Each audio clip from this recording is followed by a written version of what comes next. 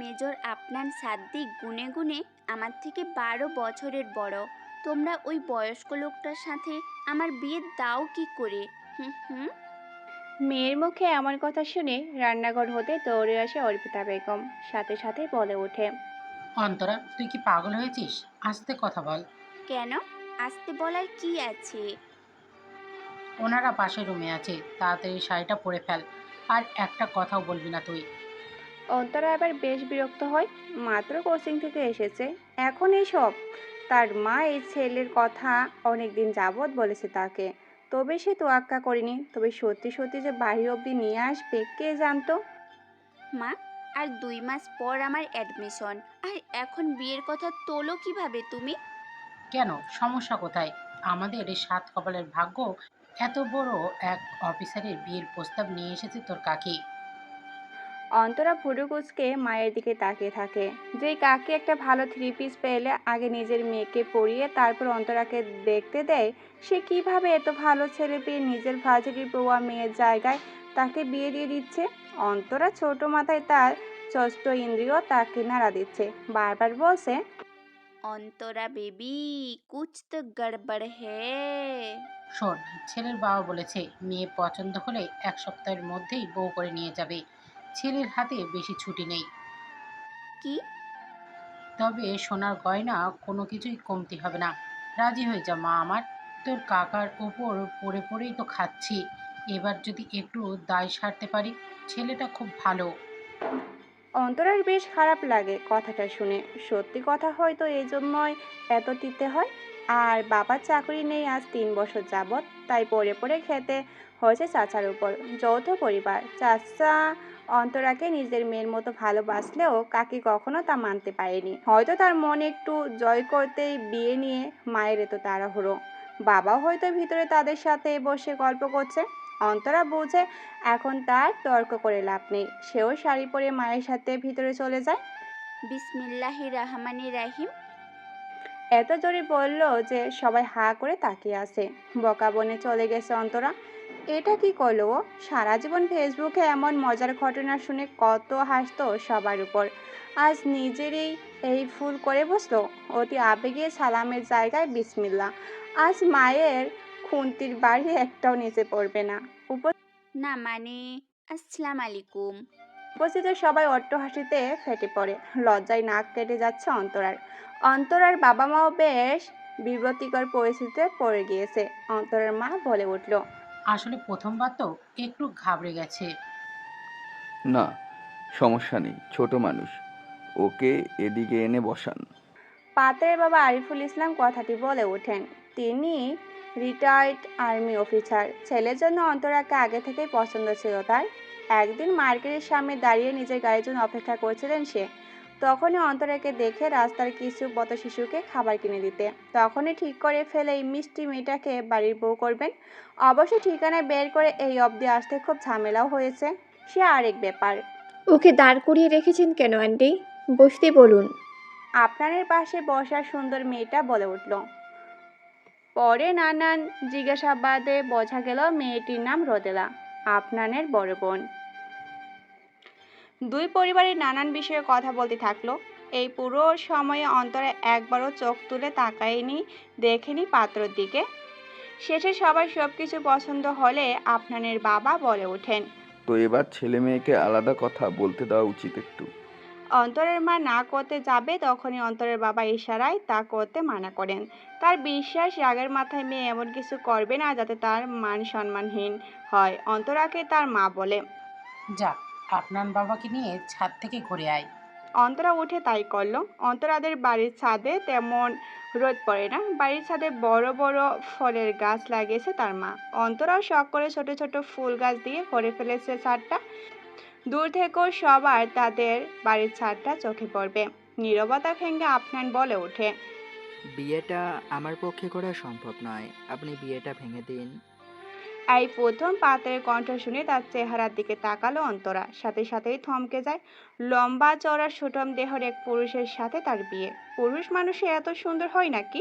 সে নিজে শ্যামলা বরণের, নাক ফর্সা না কালো, না ফর্সা না কালো, তবে এই ছেলে একদম ফর্সা, সাথে মুখের চাপদাড়ি আর ওই উঁচু নাকটা যেন তার সৌন্দর্য কয়েক গুণ বাড়িয়ে দিয়েছে। এই হ্যান্ডসাম ছেলের সাথে আমার বিয়ে, এর বয়স 30। নিজেকে নিজেই প্রশ্ন করে অন্তরা, তবে কোথায় যেন দেখেছে মনে হয়। হঠাৎ মনে পড়ে সে আর্মি ক্যাম্পের পাশের ঘটনা, সাথে সাথে চিল্লিয়ে বলে ওঠে, এই, আপনি সেই আর্মিটা না, ওই যে আমাকে বাঁচিয়েছিলেন? আপনার অন্তরার দিকে তাকায়। মেয়েটার স্মরণশক্তি ভালো, একদিন মনে রেখেছে, তবে আপনার চেহারা দেখে অন্তরা কিছু বুঝতে পারছে না। অন্তরা সেই দিনের কথা তার মনে আছে কিনা, বা তার অন্তরাকে এখন দেখে পছন্দ হয়েছে কিনা ইত্যাদি কিছুই বোঝা যায় না ওকে দেখে। চোখ মুখ বেশ শক্ত করে রাখে। অন্তরা মনে মনে ভাবে, মানলাম বড় কোনো অফিসার, তবে তার ব্যক্তিত্ব থাকবে তার কাজের ক্ষেত্রে। এখানে কেন শুনি? তারপর মনে পড়লো একটু আগে না সে বলল বিয়ে ভাঙতে। অন্তরা জিহ্বায় কামড় দিয়ে ভাবলো, না না না, এই ছেলে লাখে না কোটিতে এক, একে ছাড়া যাবে না। তবে এমন নিম গাছ মার্কা লোকের সাথে সারা জীবন থাকবে কিভাবে? পরে ভাবলো সব দিকে দিয়ে তো আর 100-তে 100 পাওয়া যায় না, একেই লাগবে অন্তরার। অন্তরা হঠাৎ আফরানের শার্টের কাঁধের অংশটা একটু টেনে নিজের কাছে নিয়ে আসলো। আফরান ফুরু কুচকে তাকায় অন্তরায়, ফিস ফিস করে বলে, আমি বিয়ে ভাঙবো না। আপনার সমস্যা হলে আপনি না করেন। আমি এখন নিচে গিয়ে মাকে বলবো ছেলে 100-তে 100, আমি একেই বিয়ে করব। আপনার এক আফরান এবার বেশ বিরক্ত হয়। মেয়েটা নিজেও জানে সে কত বড় হিংস্র জন্তুদের গুহায় পা বাড়াচ্ছে, তবে এই মেয়েকে বুঝিয়ে লাভ হবে বলে আপনার মনে হচ্ছে না। এদিকে অন্তরা খুশি মনে নাচতে নাচতে নিচে চলে যেতে থাকে। কেউ নিজের বিয়েতে এত খুশি হয় এই মেয়েটাকে না দেখলে আপনার বুঝতোই না। তো একটা হালকা গোলাপি শাড়ির কুচিগুলো ধরে লাফিয়ে লাফিয়ে সিঁড়ি বেয়ে নামছে অন্তরা। লম্বা ছিলকে চুলগুলো বাতাসে উড়ছে। আফনান চোখ সরিয়ে নেয়, পিছন পিছন নামতে নামতে নিজেকে বলে, মায়ায় পড়া যাবে না আফনান, নো ওয়ে। পাশের ফুলগাছ হতে দুটো লাল প্রজাপতি পরস্পর খেলা করতে করতে উড়ে গেল। দুপুরের প্রচণ্ড গরমে বাস স্ট্যান্ডের রোদে দাঁড়িয়ে আছে রোদেলা। গরমে ঘেমে অবস্থা বেহাল, বারবার ঘড়ি কাঁটার দিকে তাকাচ্ছে। আজ হয়তো অফিসে যেতে দেরি হয়ে যাবে। কপালের ঘাম ভিজে যাওয়া চুলগুলো কানের পিছনে গুজে দেয়। শিফটি ডিউটির এই এক সমস্যা। যারা দুপুরে 2টা থেকে রাত 8টা পর্যন্ত ডিউটি করে তাদের এই জ্যামে আটকানো, বাস না পাওয়া, এইসব সমস্যা ফেস করতে হয়। এক মুহূর্তের জন্য যারা রেগুলার বাসে যাতায়াত করে তাদের জন্য খারাপ লাগে রোদেলার। পরক্ষণেই মনে পড়ে হাতে সময় নেই, তাই স্ট্যান্ড পার হয়ে অফিসের দিকে হাঁটতে থাকে। আজ এই গাড়িটা নষ্ট হতে হলো। একা একা বিড়বিড় করতে থাকে রোদেলা। একটা গাড়ি নিয়ে বাকি সবাই গিয়েছে আফরানের বিয়ের মার্কেট করতে, আর একটা নিয়ে রোদেলা রওনা হচ্ছিল। তখনই দেখে গাড়ির সমস্যা। না চাইতেও বাসে যেতে হবে আজ। চাকরিটা যেন কোনোভাবে না যায়। মাত্র কলেজ পাশ করে চাকরি যে পেয়েছে এটাই অনেক। যদিও বাড়ির কেউ চায় না সে এসব করুক, তাদের তো টাকা পয়সার অভাব নেই, তবে রোদেলার একটাই কথা, সে স্বাবলম্বী হবে। স্ট্যান্ডের কিছুটা দূরে আসতেই একটা বাস পাওয়া গেল। দূর থেকে আসতে দেখে রোদেলা হাত নাড়ালো। যাক, অফিস যেতে বেশি দেরি হবে না। বাস থামলো। রোদেলা উঠে দেখে বাস পুরো ভর্তি। মেয়েদের সিটেও ছেলেরা বসে আছে, তবে এইসব লোকেদের সাথে কথা বলতে গেলে ফেমিনিস্ট ট্যাগ লাগিয়ে দেবে, তাই অযথা কথা না বলে রোদেলা সিট খুঁজতে লাগলো। একদম পিছন হতে 2 সারি সামনে একটা সিটে ফাঁকা আছে, তবে পাশে একটা ছেলে বসা। শ্যামলা গায়ের রঙের ছেলেটি গায়ে নীল রঙের শার্ট, বেশ বাজে দেখাচ্ছে। শ্যামলা হয়ে রং পড়েছে এই জন্য নয়, ঘেমে একাকার হয়ে আছে, তার উপর আবার আরামসে সিগারেট টানছে। শার্টের কয়েকটা বোতাম খোলা, চুলগুলো বেশ এলোমেলো, বকাটে বকাটে দেখাচ্ছে। রোদেলা পাশে বসবে কিনা দ্বিধাদ্বন্দ্বে পড়ে গেল। আফা সইরা যান, যাত্রী উঠবো। কন্ডাক্টরের গলার আওয়াজে তাড়াতাড়ি সামনে এগোতে থাকে রোদেলা। ছেলেটার পাশে গিয়ে দাঁড়ায়। একটু ভিতরে যান, আমি বসবো। রোদেলার কণ্ঠ পেয়ে ওপরে তাকায় ছেলেটা। তার নাম ইয়াসিন। পা থেকে মাথা অবধি রোদেলাকে দেখেই বলল, আপনি ভিতরে যান। ইয়াসিন বলে বাইরে আসে। রোদেলার কাছে ছেলেটার বেশ অভদ্র মনে হয়। মেয়ে মানুষ দেখাও নিজের সিট ছাড়তে চাচ্ছে না। বিগড়ে যাওয়া মেজাজ নিয়ে জানলার পাশে সিটটায় বসে। সবার এই সিট ভালো লাগলেও তার জানলার পাশে বসতে ভয় হয়। এর কারণ অবশ্যই আছে। ছেলেটা কি এখনো সিগারেট খাবে?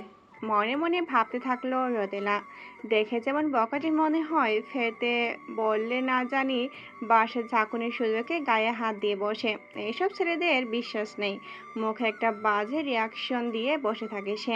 ইয়াসিন পাশের সিটটায় বসে সাথে সাথে জানলা দিয়ে ঢিল মেরে সিগারেট ফেলে দেয় আর রোদেলার দিকে তাকিয়ে বলে, ডোন্ট জাজ a book by its cover ma'am.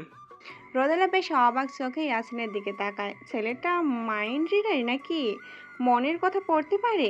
Yasin ঠোঁট বাঁকিয়ে হেসে উত্তর দেয়, অবাক হওয়ার কিছু নেই ম্যাম, আপনার চেহারা দেখে বুঝতে পারছি আমার সম্পর্কে কি কি ভাবতে পারেন আপনি। রোদেলা বেশ লজ্জায় পড়ে যায় আর বলতে লাগে, না আসলে মানে সমস্যা নেই, আমরা রাস্তার গরিব ছেলেপিলে, আমাদের এসবের অভ্যাস আছে।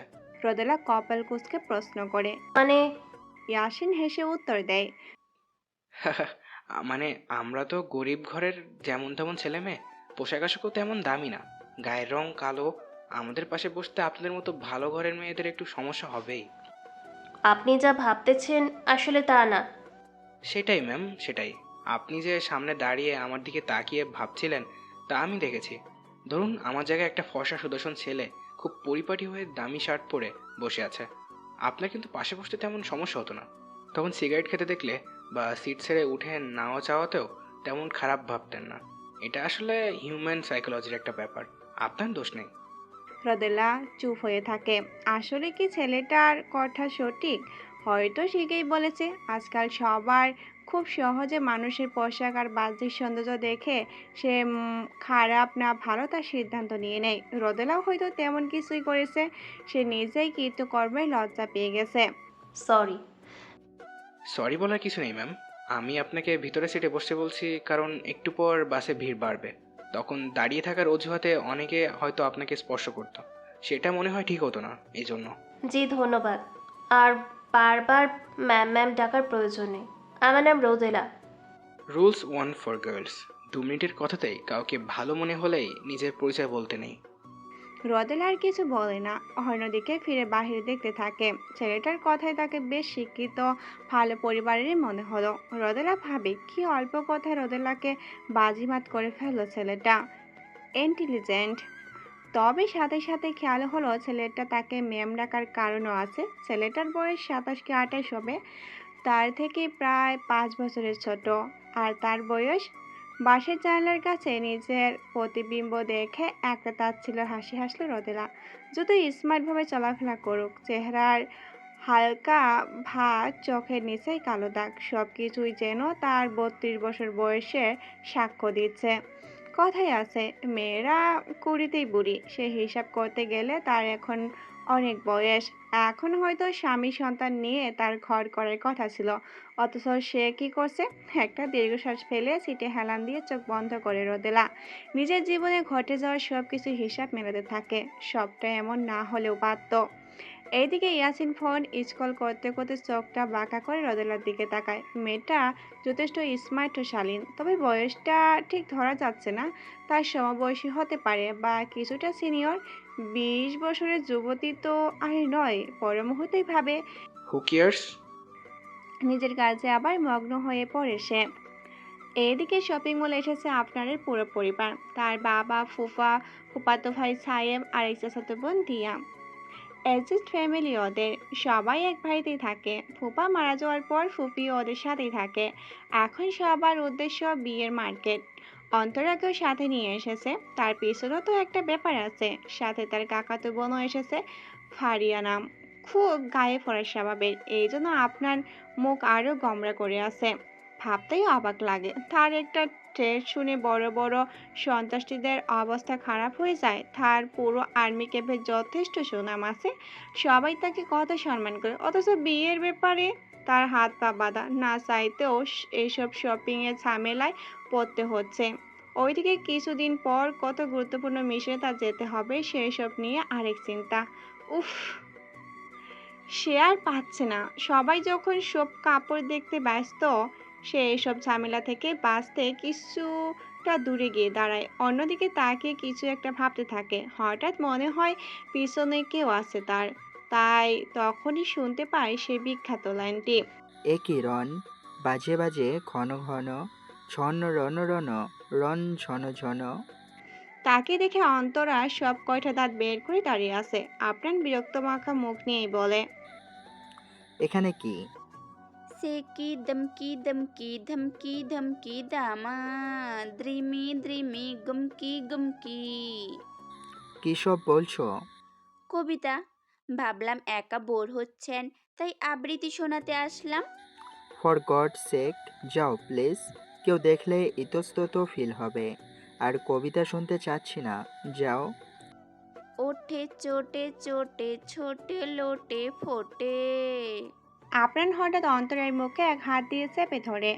অন্তরা কিছু বুঝে ওঠার আগে অন্য হাত দিয়ে টেনে পাশের এক ড্রেস চেঞ্জিং রুমে ঢুকে দরজা লাগিয়ে দেয়।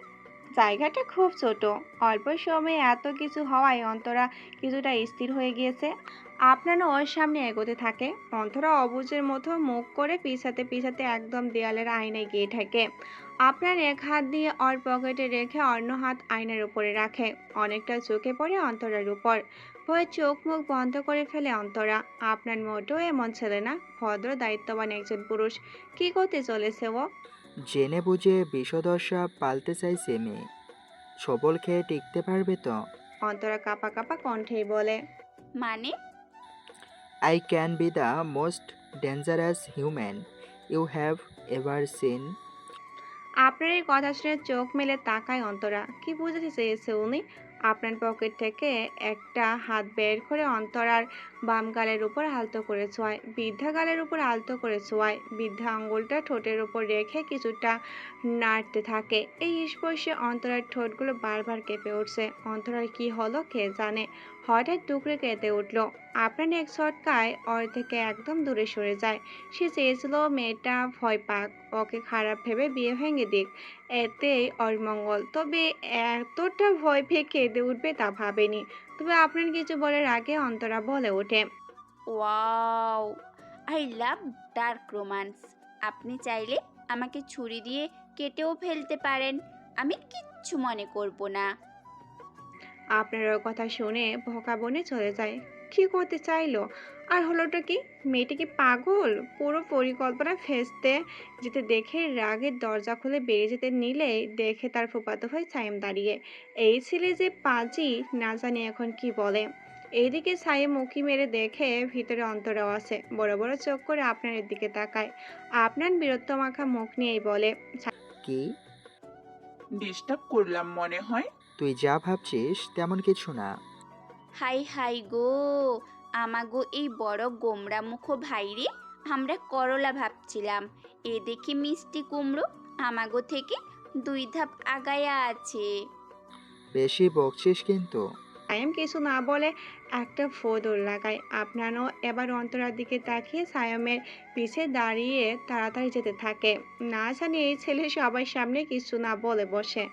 অন্তরা এইসব দেখে মুচকি হেসে একা একা বলে ওঠে, I can be the most জামাই পাগল girl you have ever seen. সারাদিনের ক্লান্তি শেষে রাতে বাসায় ফিরেছে রোদেলা। দেখে ড্রয়িং রুমে বসে সবাই বিয়ের কেনাকাটা দেখছে। রোদেলা পাশ কাটিয়ে চলে যেতে নিলে দিয়ার চোখে পড়ে। আপু, দেখে যাও, সব কিনেছি আমরা, তুমি তো আসলে না। রোদেলা মলিন হেসে যে যার কাজে যেতে নিলে তখনই এক মাঝবয়সী মহিলা বসে থাকে দেখে থমকে দাঁড়ালো। আজ কত বছর এই মানুষটা তার সাথে ভালো করে কথা বলে না। সম্পর্কে সে রোদেলা আর আপনানের মা। এখন রোদেলা গেলে সে উঠে যাবে, রোদেলা যেতে নিয়েও যায়নি। চুপ করে সিঁড়ি বেয়ে উপরে চলে গেল। উপস্থিত সবাই বিষয়টা দেখে মনমরা হয়ে যায়। তবে কারো কিছুই করার নেই। রুমা বেগমের মুখের উপর কথা বলার সাহস এই বাড়ির কারো নেই।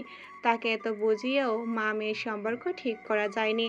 এখন একইভাবে সবার সব আশায় ছেড়ে দিয়েছে। অথচ এইসবে রোদেলার কোনো দোষই ছিল না। তবে আপনার বিষয়টা চোখে ঠিকই পড়েছে। নিজের মুঠি শক্ত করে সে একাই বলে ওঠে, ডোন্ট ওয়ারি রোতাপু, তোর সাথে যারা অন্যায় করেছে প্রত্যেককে আমি নিজ হাতে শাস্তি দেব। Just wait and see. এমন সময় হঠাৎ আননোন নাম্বার থেকে আফরানের ফোনে একটা কল আসলো। আফরান কল ধরতে বাড়ির বাইরে বেরিয়ে হাঁটতে হাঁটতে গ্যারেজের সামনে চলে আসে। কলটা রিসিভ করতেই কেউ বলে ওঠে, কেমন আছেন মেজর হাফনান সাদিক? জি, কে বলছেন? ওপাশ থেকে হ হ করে হাসির আওয়াজ শোনা গেল। লোকটা আবার বলে উঠল, এত তাড়াতাড়ি ভুলে গেছেন মাই ডিয়ার জুনিয়র? জুনিয়র শব্দটা শুনেই আফরান বুঝে গেল ফোনের ওপার প্রান্তে কে।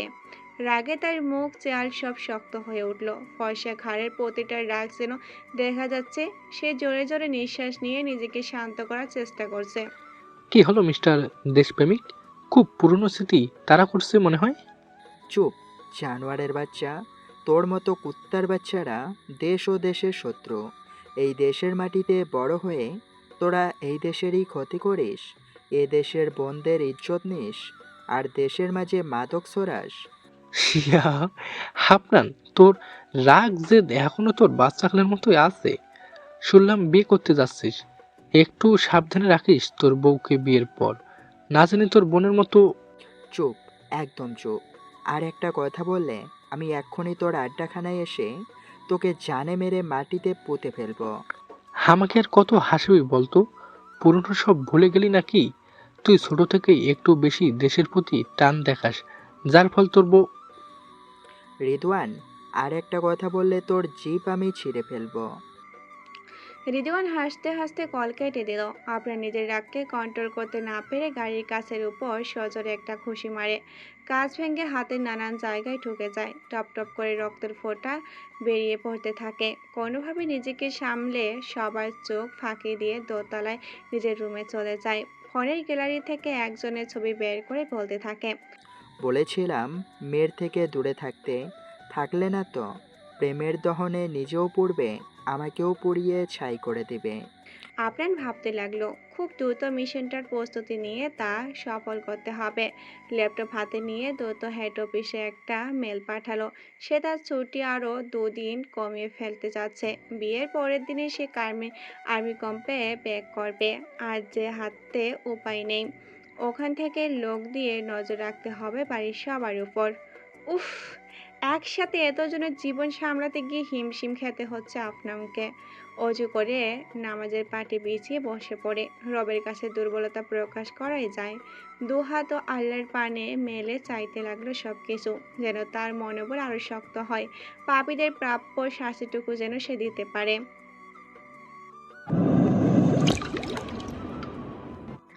আজকে সকাল থেকে রূপচর্চায় ব্যস্ত অন্তরা। তার যেন ইতিত লাগছে। তার খুশিতে কে কি ভাববে তার যায় আসে না। এই 18 বছর বয়সটাই এমন, সব কিছুতেই বেশ আবেগ। অন্তর মা মেয়ের হঠাৎ রাজি হয়ে যাওয়া দেখে প্রথমে খুশি হলেও এখন বেশ লজ্জা পাচ্ছে। মিঠে এমন করে লাফাচ্ছে যেন বিয়ে করে জামাই সে নিয়েই আসবে। অন্তরা, থামবি তুই? মায়ের কথায় চোখ থেকে সরষার স্লাইড তো সরায় অন্তরা। অতঃপর মায়ের দিকে বিরক্ত নিয়ে তাকিয়ে বলে, তুমিই তো চাইতে আমি বিয়েতে রাজি হই, এখন আবার কি সমস্যা? হুম, তোমার এমন হ্যান্ডসাম ছেলের সাথে বিয়ে দিলে বুঝতা। অর্পিতা বোঝে অন্তরের সাথে কথা বলে লাভ নেই। পরে ভাবতে থাকে এই বাচ্চা মেয়ে সংসার করতে পারবে তো। তাছাড়া সব কিছু এত তাড়াতাড়ি হয়ে যাচ্ছে যে ও বাড়ির লোক সম্পর্কে তেমন একটা জানানো হয়নি। তবে এতটুকু বিশ্বাস ছেলেটা খুবই ভালো, এই জন্য তো চিন্তাটা বেশি হয়। ভালো মানুষদের শত্রুর অভাব হয় না। তাছাড়া যে চাকরি করে তা নিয়ে অনেকেই তো কত কিছু বলে। সেনাবাহিনীর স্ত্রী হতে হলে নাকি মনোবল খুব শক্ত রাখতে হয়। আচ্ছা, মেয়েটা বিয়ের পরও তো স্বামী থেকে দূরে থাকতে হবে, সবকিছু সামলাতে পারবে তো? বেগম রান্নার জন্য কিচেনে চলে যায়। কিরে, তোর তো দেখি ভাগ্য খুলে গেল। ফারিয়ার কথা শুনে দরজার দিকে তাকায় অন্তরা। এই মেয়েকে দেখলেই কেন জানি তার মেজাজ বিগড়ে যায়। সব কিছুতেই অন্তরাকে হিংসা। সবার কাজিনদের মাঝে এমন একজন থাকবেই যে একটু হিংসুটে স্বভাবের হবেই। কেন? তোর তো সব কিছুতে আমার থেকে বেশিই আছে, এই একটা জায়গায় না হয় একটু পেলামই। ফারিয়ার যেন কথাটা ভালোই লাগলো না। সে অন্তরার পাশে গিয়ে বসলো। তা সব জেনে বিয়ে করতে চাচ্ছিস তো? কি জানবো, আজব। তার মানে তুই কিছুই বুঝিস না, এখনো বাচ্চাই আছিস। অন্তরা ভুরু কুঁচকে ফারিয়ার দিকে তাকালো। কি বলতে চাইছিস বল তো? তেমন কিছু না, শুধু বললাম, দেখিস আবার বিয়ের পরদিনই তোকে যাতে ফেলে না যায়। আর্মিরা নাকি একটু আনরোমান্টিক টাইপের হয়, দেশের চিন্তায় পরিবারের খেয়াল থাকে না। তুই কয়জন আর্মিকে চিনিস যে এত কথা বলছিস? আর তাছাড়া এটা তো গর্বের বিষয়। এই জন্য পুরুষের বড় বড় সাফল্যের পর তাদের স্ত্রীদেরও সম্মানের চোখে দেখা হয়। তুই বুঝবি না। বেশি ইমোশনাল হয়ে যাচ্ছিস না তুই? হলে হলাম। আচ্ছা, তুই কখনো কারোর প্রেমে পড়েছিস না? মানে টাইম পাস তো করেছিস জানি, সত্যিকারে কারোর কথা মনে হয়েছে যাকে নিয়ে পুরোটা জীবন থাকা যায়? না, কেন? তুই একদিনেই ওই ছেলের প্রেমে পড়েছিস বুঝি? একদিনের নয় পিউ, আরও কাহিনী আছে। একবার কলেজে পিকনিকে গিয়ে আমি একটা ঝামেলায় পড়েছিলাম, আর তখনই সেসব বাদ দে, পরে বলবো। তবে কি জানিস, তুই যেদিন কারোর প্রেমে পড়বি ওই দিনই বুঝবি। এসব ফালতু বিষয়ের জন্য আমার কাছে সময় নেই। আমি এখন নিজের ক্যারিয়ার নিয়ে আছি। এতই ক্যারিয়ার নিয়ে থাকলে আফনানকে পটানোর ট্রাই করেছিলি কেন? হুম হুম, তখন শপিং মলে। যাই হোক, অভিশাপ দিলাম, তুই এক বেকার ছন্নছাড়া ছেলের প্রেমে পড়বি। দেখে নিস, বেশি ম্যাচুরিটি দেখালে এমনই হয়। ফারিয়া ওর কথায় একটা টনকেয়ার ভাব নিয়ে রুম থেকে বেরিয়ে গেল। সে মোটেও এমন মেয়ে না, সে কোনো বড়লোক হ্যান্ডসাম ছেলেকে বিয়ে করবে। বিকেলে প্রায় সন্ধ্যা হয়ে এসেছে। আপনার কিছু কাজে বাইরে গিয়েছিল, ফিরতে দেরি হয়ে যাচ্ছে। গাড়িতে বসে ড্রাইভিং করতে করতে ফিরছে। এক হাত দিয়ে ড্রাইভ করছে, অন্য হাত দিয়ে একটা মজার বোতল ধরে আছে। একটু পর পর দুই ঠোঁটের মাঝে দিয়ে একটু করে চুমুক দিচ্ছে। কোকা-কোলা বয়কটের পর মজাই সবার ভরসা। তার তার গাড়িটা বেশ দামি। বাটন ক্লিক করাতে উপরের ছাদটা সরে গিয়ে ভাঁজ হয়ে যায়। সন্ধ্যার আগ মুহূর্তে আবহাওয়া খুব সুন্দর থাকে। একটা মিষ্টি বাতাস বইছে চারিদিকে। আকাশের রংটা এখন একদম লাল, এতটুকু উপভোগ করাই যায়। শরীরের সাদা শার্টের সামনে দুটো বোতাম খোলা। একটু পর পর যখন বোতলে চুমুক দিচ্ছে, দেখতে বেশ আকর্ষণীয় লাগছে আফনানকে। রাস্তায় পাশ দিয়ে অনেকে বসে এই সময় আড্ডা দেয়, ফাস্টফুড খাবার খায়। আপনার গাড়ি আর রূপ দেখে যে কোনো মেয়ে একবার হলেও এইদিকে তাকাতেই বাধ্য। আপনার অবশ্য সেই সবে কোনো পাত্তা না দিয়ে শান্তিতে ড্রাইভ করতে থাকে আর ভাবে, কয়েকটা দিন একটু সহ্য করে নিও, আমি কথা দিচ্ছি খুব তাড়াতাড়ি সব কিছু ঠিক করে দিব। আমাকে তো ঠিক করতেই হবে।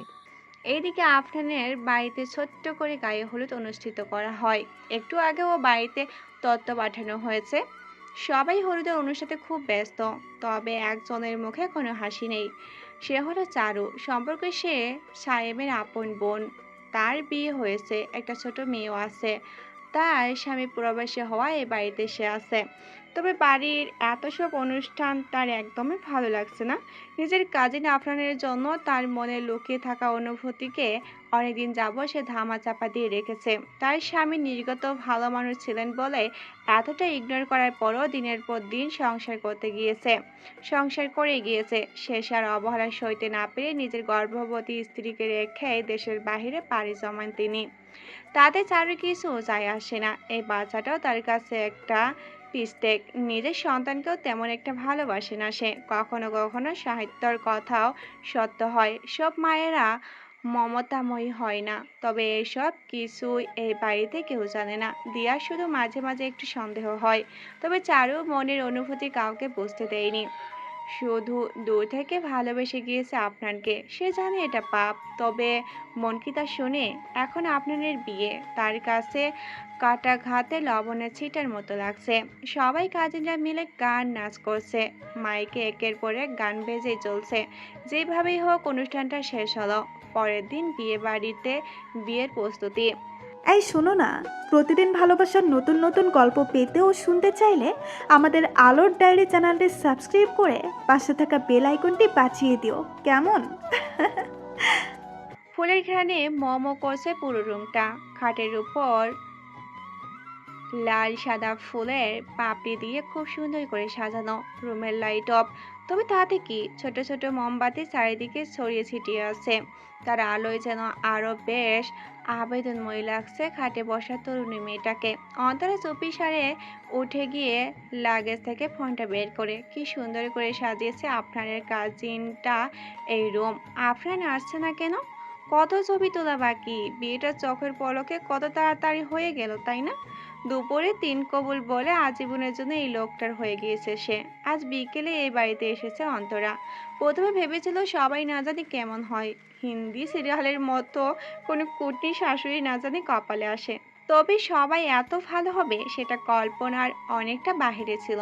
সবাই কতটা ভালো, আর সব কাজিনদের মাঝে এত ভালো সম্পর্ক বলার বাহিরে।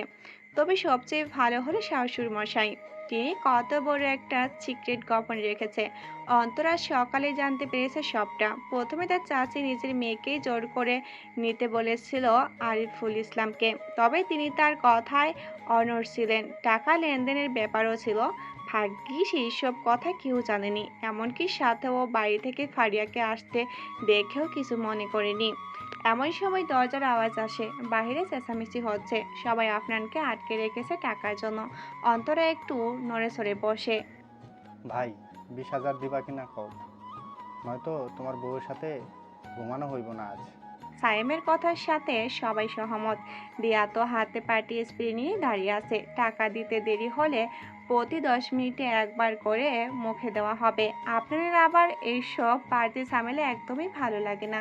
সে সাথে সাথেই পকেট থেকে টাকা বের করে পুরোটা দিয়ে দেয়। সবাই অবশ্য খুশির বদলে বেশ বিরক্ত। এই ছেলেটা এমন কেন, একটু মজাও করতে দেয় না। রোদেলা বেশ বিরক্ত হয়েই বলল, আসলে বউয়ের কাছে যাওয়ার জন্য তর্স হয়েছে না, এই জন্যই এমন তাড়াহুড়ো করছে।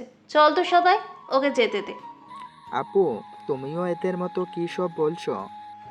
রোদাপু আর সাইম ভাইয়া ঠিক আছে? আপনার ওদের কারো কথায় পাত্তা না দিয়ে মুখের উপর দরজা লাগিয়ে দিল। অন্তরা চুপচাপ দেখছে সবকিছু। বাহির হতে সাইম চিল্লিয়ে বলল, ভাই ঘুম থেকে জায়গা, আমাকে আরও কিছু বকশিস দিও। এত খুশি তুমি, সেই হিসাবে তো পাই। সবাই অট্ট হাসিতে ফেটে পড়ল। এইদিকে নিচে আপনার মা সবাইকে ডাকছে। ছেলে মেয়ে দুটোকে এখন একটু একা ছেড়ে দেওয়া উচিত। রাতে আকাশটা আর ঝলমল তারার আলোয় এক অন্য সাজে সজ্জিত হয়েছে, যেন প্রকৃতিও এদের একাগ্রতার সাক্ষী দিচ্ছে। ইডু বাতাসে আর একটু একটু আলোতে আপনাদের বাড়ির ছোট্ট বাগানটায় হেঁটে বেড়াচ্ছে ফারিয়া। এমন একটা সুন্দর পরিবার তারও হতে পারত। আসলে কিছু বিষয় ভাগ্যর উপরও ছেড়ে দিতে হয়। তবে ফারিয়া প্রতিজ্ঞা করেছে আপনার অন্তরের মাঝে সে আর ঢুকবে না। বিয়ে তো হয়ে গিয়েছে, এখন আবার ঝামেলা করে কি বা লাভ হবে। ফিউ, আল্লাহ গো, এক চিৎকার দিয়ে দূরে সরে যায় ফারিয়া। আর একটু হলে ভয়ে জ্ঞানটাও হয়তো হারিয়ে ফেলতো। বিরক্ত মাখা মুখ নিয়ে পিছনে ফিরে দেখে সাইম দাঁড়িয়ে। উফ, ছেলেটা শুরু থেকেই পিছু ছাড়ছে না। এমন বেশি কথা বলা ছন্ন ছাড়া ছেলে ফারিয়ার একদমই পছন্দ না। কি হয়েছে পিউ, ভয় পেলে? ফারিয়া সাইমের কথায় বেশ বিরক্ত হয়ে বলে, না গো মুরব্বি, ভয় পাইনি। এইভাবে না, সুন্দর করে বলবে। বলবে মুরব্বি মুরব্বি। হুম, ভয় পাইনি। জি ভাইয়া, তুমি একদম ঠিক বলেছ, গেলাম। ফারিয়া পাশ দিয়ে চলে আসতে নিল। ছেলেটা সবসময় চিলমুড়ে থাকে, সবসময় ফালতু কথায় মানুষের হাসি আসে বুঝি। তবে সাইম নাসর বান্দা, এত তাড়াতাড়ি ফারিয়াকে শান্তি দেবে না। সকালে আসার সময় এক গাড়িতে পাশাপাশি বসেছিল দুজন। ফারিয়ার জুলনিওয়ালা চুড়িতে ফোঁস লেগে বেচারার নতুন পাঞ্জাবি ছেড়ে গেছে। দৌড়ে গিয়ে পট আটকে দাঁড়াইছে, আবার বলতে থাকে, শেষের কথাটা ঠিক হয়নি, বলবে। টাকা বলেছে ভাইয়া, সেই হয়েছে। টাকা বলছো মানে? সাইম জিব্বা কামড় দিয়ে বলে, আসলে টাকার জায়গায় যেটা হবে ওটা মেয়ে মানুষের সামনে বলা যাবে না। ফেসবুকে অ্যাক্টিভ থাকবো না নাকি? না, কয়েকদিন যাবৎ থাকা হয় না, এবার যেতে দাও। আগে টাকা দাও, তারপরে। টাকা দেবো মানে কি? তোমাকে টাকা দিতে যাব কোন দুঃখে? দুঃখে না প্রিয়, সুখে টাকা দিবে। তোমার চুরির সৌন্দর্যের প্রশংসা করতে গিয়ে যে আমার পাঞ্জাবিটা ছিঁড়ে গিয়েছে ভুলে গেছো নাকি? জরিমানাটা দিয়ে যাও। আপনি সামান্য পাঞ্জাবির টাকা আমার থেকে নেবেন? তো অবাক হওয়ার কিছু নেই, বেকার ছেলের কাছে 5 টাকার মূল্য 10টা গার্লফ্রেন্ডের সমান। আর 456 টাকার পাঞ্জাবি তো। ব্যাস ব্যাস, আর শুনতে চাচ্ছি না। ফারিয়া সাইমের ফালতু কথা থামিয়ে দিয়ে নিজের পাঁচটা হাতে নিল। 460 টাকা হাতে ধরিয়ে দিয়ে চলে আসতে নিতেই সাইম পিছন থেকে ওর চুলের খোপা টেনে ধরে। ফলসরি পুরো খোপা খুলে চুলগুলো ছড়িয়ে যায়। একদম দমকা হাওয়ায় সবগুলো চুল উড়তে থাকে। কিছু অবাধ্য চুল উড়ে এসেছে সাইমের মুখের উপরে। সে অবাক নয়নে তাকিয়ে থাকে ফারিয়ার দিকে। সামান্য খোলা চুলে একটা মেয়েকে পুরো রূপ সৌন্দর্য পাল্টে দিতে পারে। ফারিয়া বারবার জিজ্ঞাসা করতে থাকে চুল কেন খুললো। তবে সাইমের নিজের ভাবনা এতটাই ডুবেছিল যে ওর কাছে সবকিছু থেমে আসে। শেষে ফারিয়ার রাগের সব ধৈর্যর পালা শেষ হয়ে যায়। সাইমের ডান হাত ধরে মুখের সামনে নিয়ে একটা জোরে কামড় দিয়ে দেয়। ব্যথা পেয়ে সাইমের হুঁশ ফিরে। আহ এখন মুখ খুললো, এবার বলো চুল কেন খুললে? বাকি টাকা দিতে। নাক মুখ খিচে হাতটাকে একটু ডলে নিল সাইম। পরে ফু দিতে দিতে অন্য হাত দিয়ে পকেট থেকে 2 টাকা 2টো পয়সা বের করে ফারিয়ার হাতে ধরিয়ে দিল। বেকার হতে পারি, তবে ছেঁচড়া নয়। ফারিয়াও তাল মিলিয়ে বলে উঠল। জি জি, আমিও বুঝতে পেরেছি আপনি গরিব হতে পারেন তবে বড়লোক নন। আর এক মুহূর্তে না দাঁড়িয়ে ফারিয়া চলে আসলো। সাইম এবার আর আটকালো না। এখন তো আর কথা বলার কিছুই বাকি নেই। নিজের হাতের দিকে তাকালো। দাঁতের দাগ স্পর্শ হয়ে আছে। এটাকে বৃথা যেতে দেওয়া যায় না। একটা ছবি তুলে ফ্রেন্ডসের গ্রুপে দিয়ে বলল, এই দেখ সবাই, হবু গার্লফ্রেন্ডের কাছ থেকে পাওয়া ফার্স্ট লাভ বাইট। আফরান বাসর ঘরে ঢুকে ড্রয়ার থেকে একটা গেঞ্জি বের করে শেরওয়ানি খুলতে লাগলো। তা দেখে অন্তরা হু হু করে কেঁদে উঠল। বাসর ঘরে বসে চিল্লিয়ে কেঁদে যাচ্ছে অন্তরা। শেষে আর সহ্য করতে না পেরে আফরান এসে এক হাত দিয়ে ওর মুখটা চেপে ধরলো। ফর গড সেক প্লিজ কান্না থামাও, নিচে আওয়াজ গেলে সবাই খারাপ ভাববে।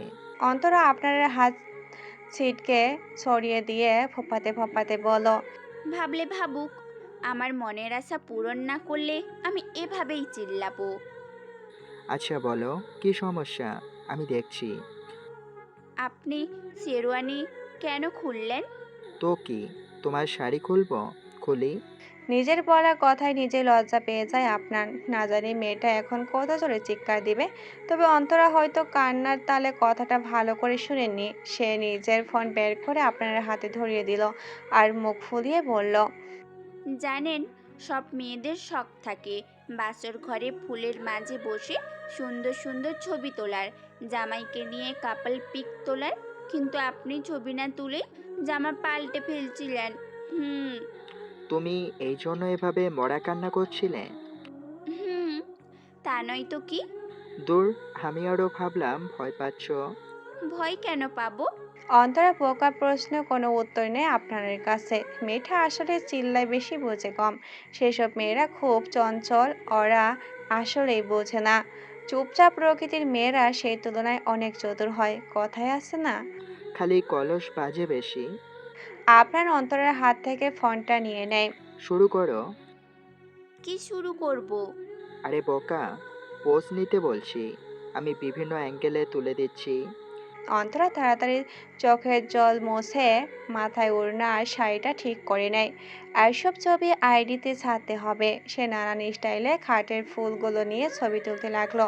কখনো কখনো টেবিলের মোমবাতি নিয়ে হাতে নিয়ে স্টাইল করতে থাকে।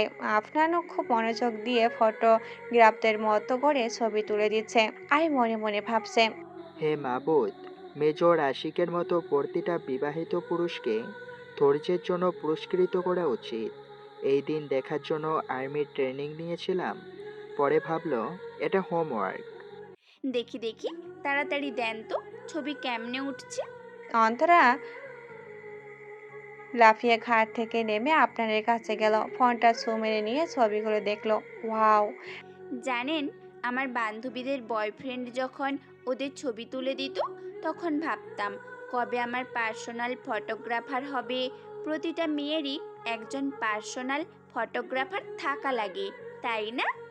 এরপর সে আপনানের শেরওয়ানি ধরে টান মেরে একদম কাছে নিয়ে আসলো। ইচ্ছামতো সেলফি নিচ্ছে। এতটা কাছে এসে আপনার অবাক নয়নও অন্তরার দিকে তাকিয়ে আছে। মেয়েটা আসলেই খুব কিউট। আমাকে দেখা হলে কাঁধে হাত দিয়ে ক্যামেরার দিকে তাকান। এক পজিশন বারবার ভালোই লাগে না, চলুন চেঞ্জ করি। অন্তরের কথায় তাড়াতাড়ি চোখ সরিয়ে নেয় আফরান। ছবি তোলা শেষ হলে অন্তরা আয়নার সামনে গিয়ে চেয়ার টেনে বসে।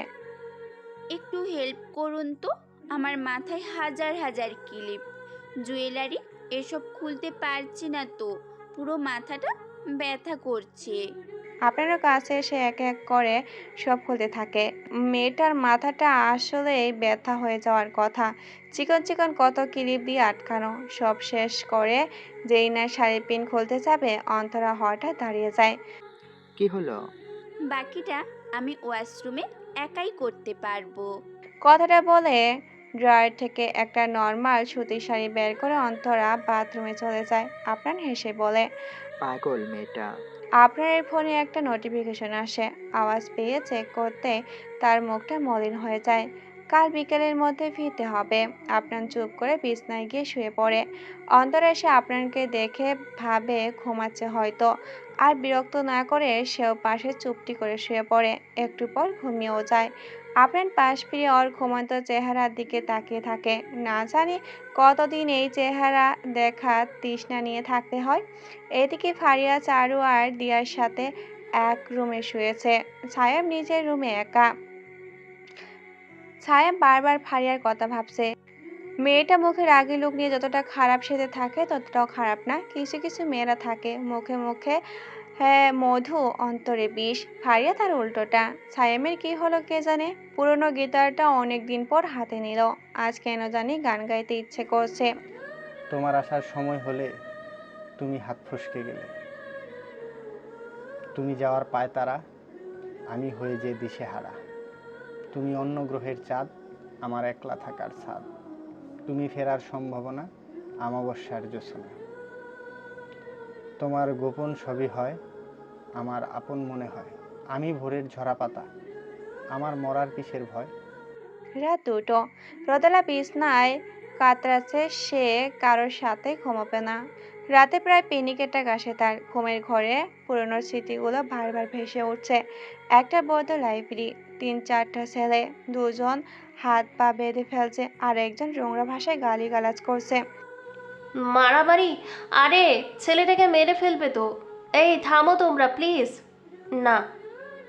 জোরে চিল্লিয়ে ঘুম থেকে উঠে রোদেলা বারবার কাঁপতে থাকে।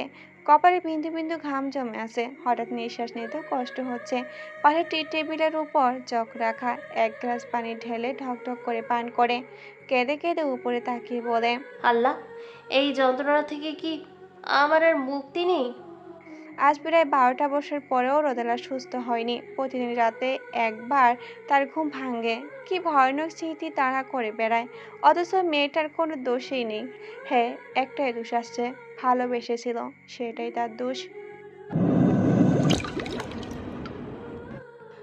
ঘুম থেকে উঠে ফ্রেশ হয়ে নেয় অন্তরা। ঘড়ির কাঁটায় 7টা ছুঁই ছুঁই। তাকে দেখে আপনার ঘুমাচ্ছে। একটা কিউট বাচ্চার মতো লাগছে। অন্তরা নিজের ফোন হাতে নিয়ে ঘুমন্ত আপনারের ছবি তুলে নেয়। তারপর সিঁড়ি বেয়ে নিচে নেমে আসে। রান্নাঘরের সামনে আসে দেখে শাশুড়ি মা আর চারু সব কিছু গোছাচ্ছে। অন্তরাকে দেখে আপনার মা একটু হাসি বিনিময় করলো। অন্তরা কাছে এসে সালাম দিল। দিন মা, আমি করে দিচ্ছি। থাক থাক, লাগবে না, তোমারই তো সংসার, ধীরে ধীরে সব করো। এত তাড়াতাড়ি উঠতে গেলে যে, ভাবলাম একটু কাজে হেল্প করি। পাশ থেকে টিটকারি সুরে চারু বলে উঠল, ভালোই তো মাথা চালাতে পারো, আস্তে না আসতেই সব কিছু যে তোমার তা বুঝিয়ে দিচ্ছ। আপনার মা কিছু বলল না। ভাবলো মেয়েটা হয়তো বড় ভাবির সাথে মজা করছে। তবে অন্তরা একটু কেমন যেন লাগলো। ইনি আসার পর থেকে অন্তরের সাথে একটু কেমন যেন করছে।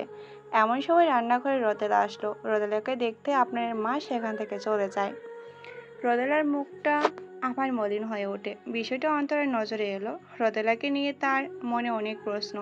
এত বয়স হয়ে যাচ্ছে অথচ বিয়ে করছে না, আবার তার মায়ের সাথে কোনো কথাও বলে না।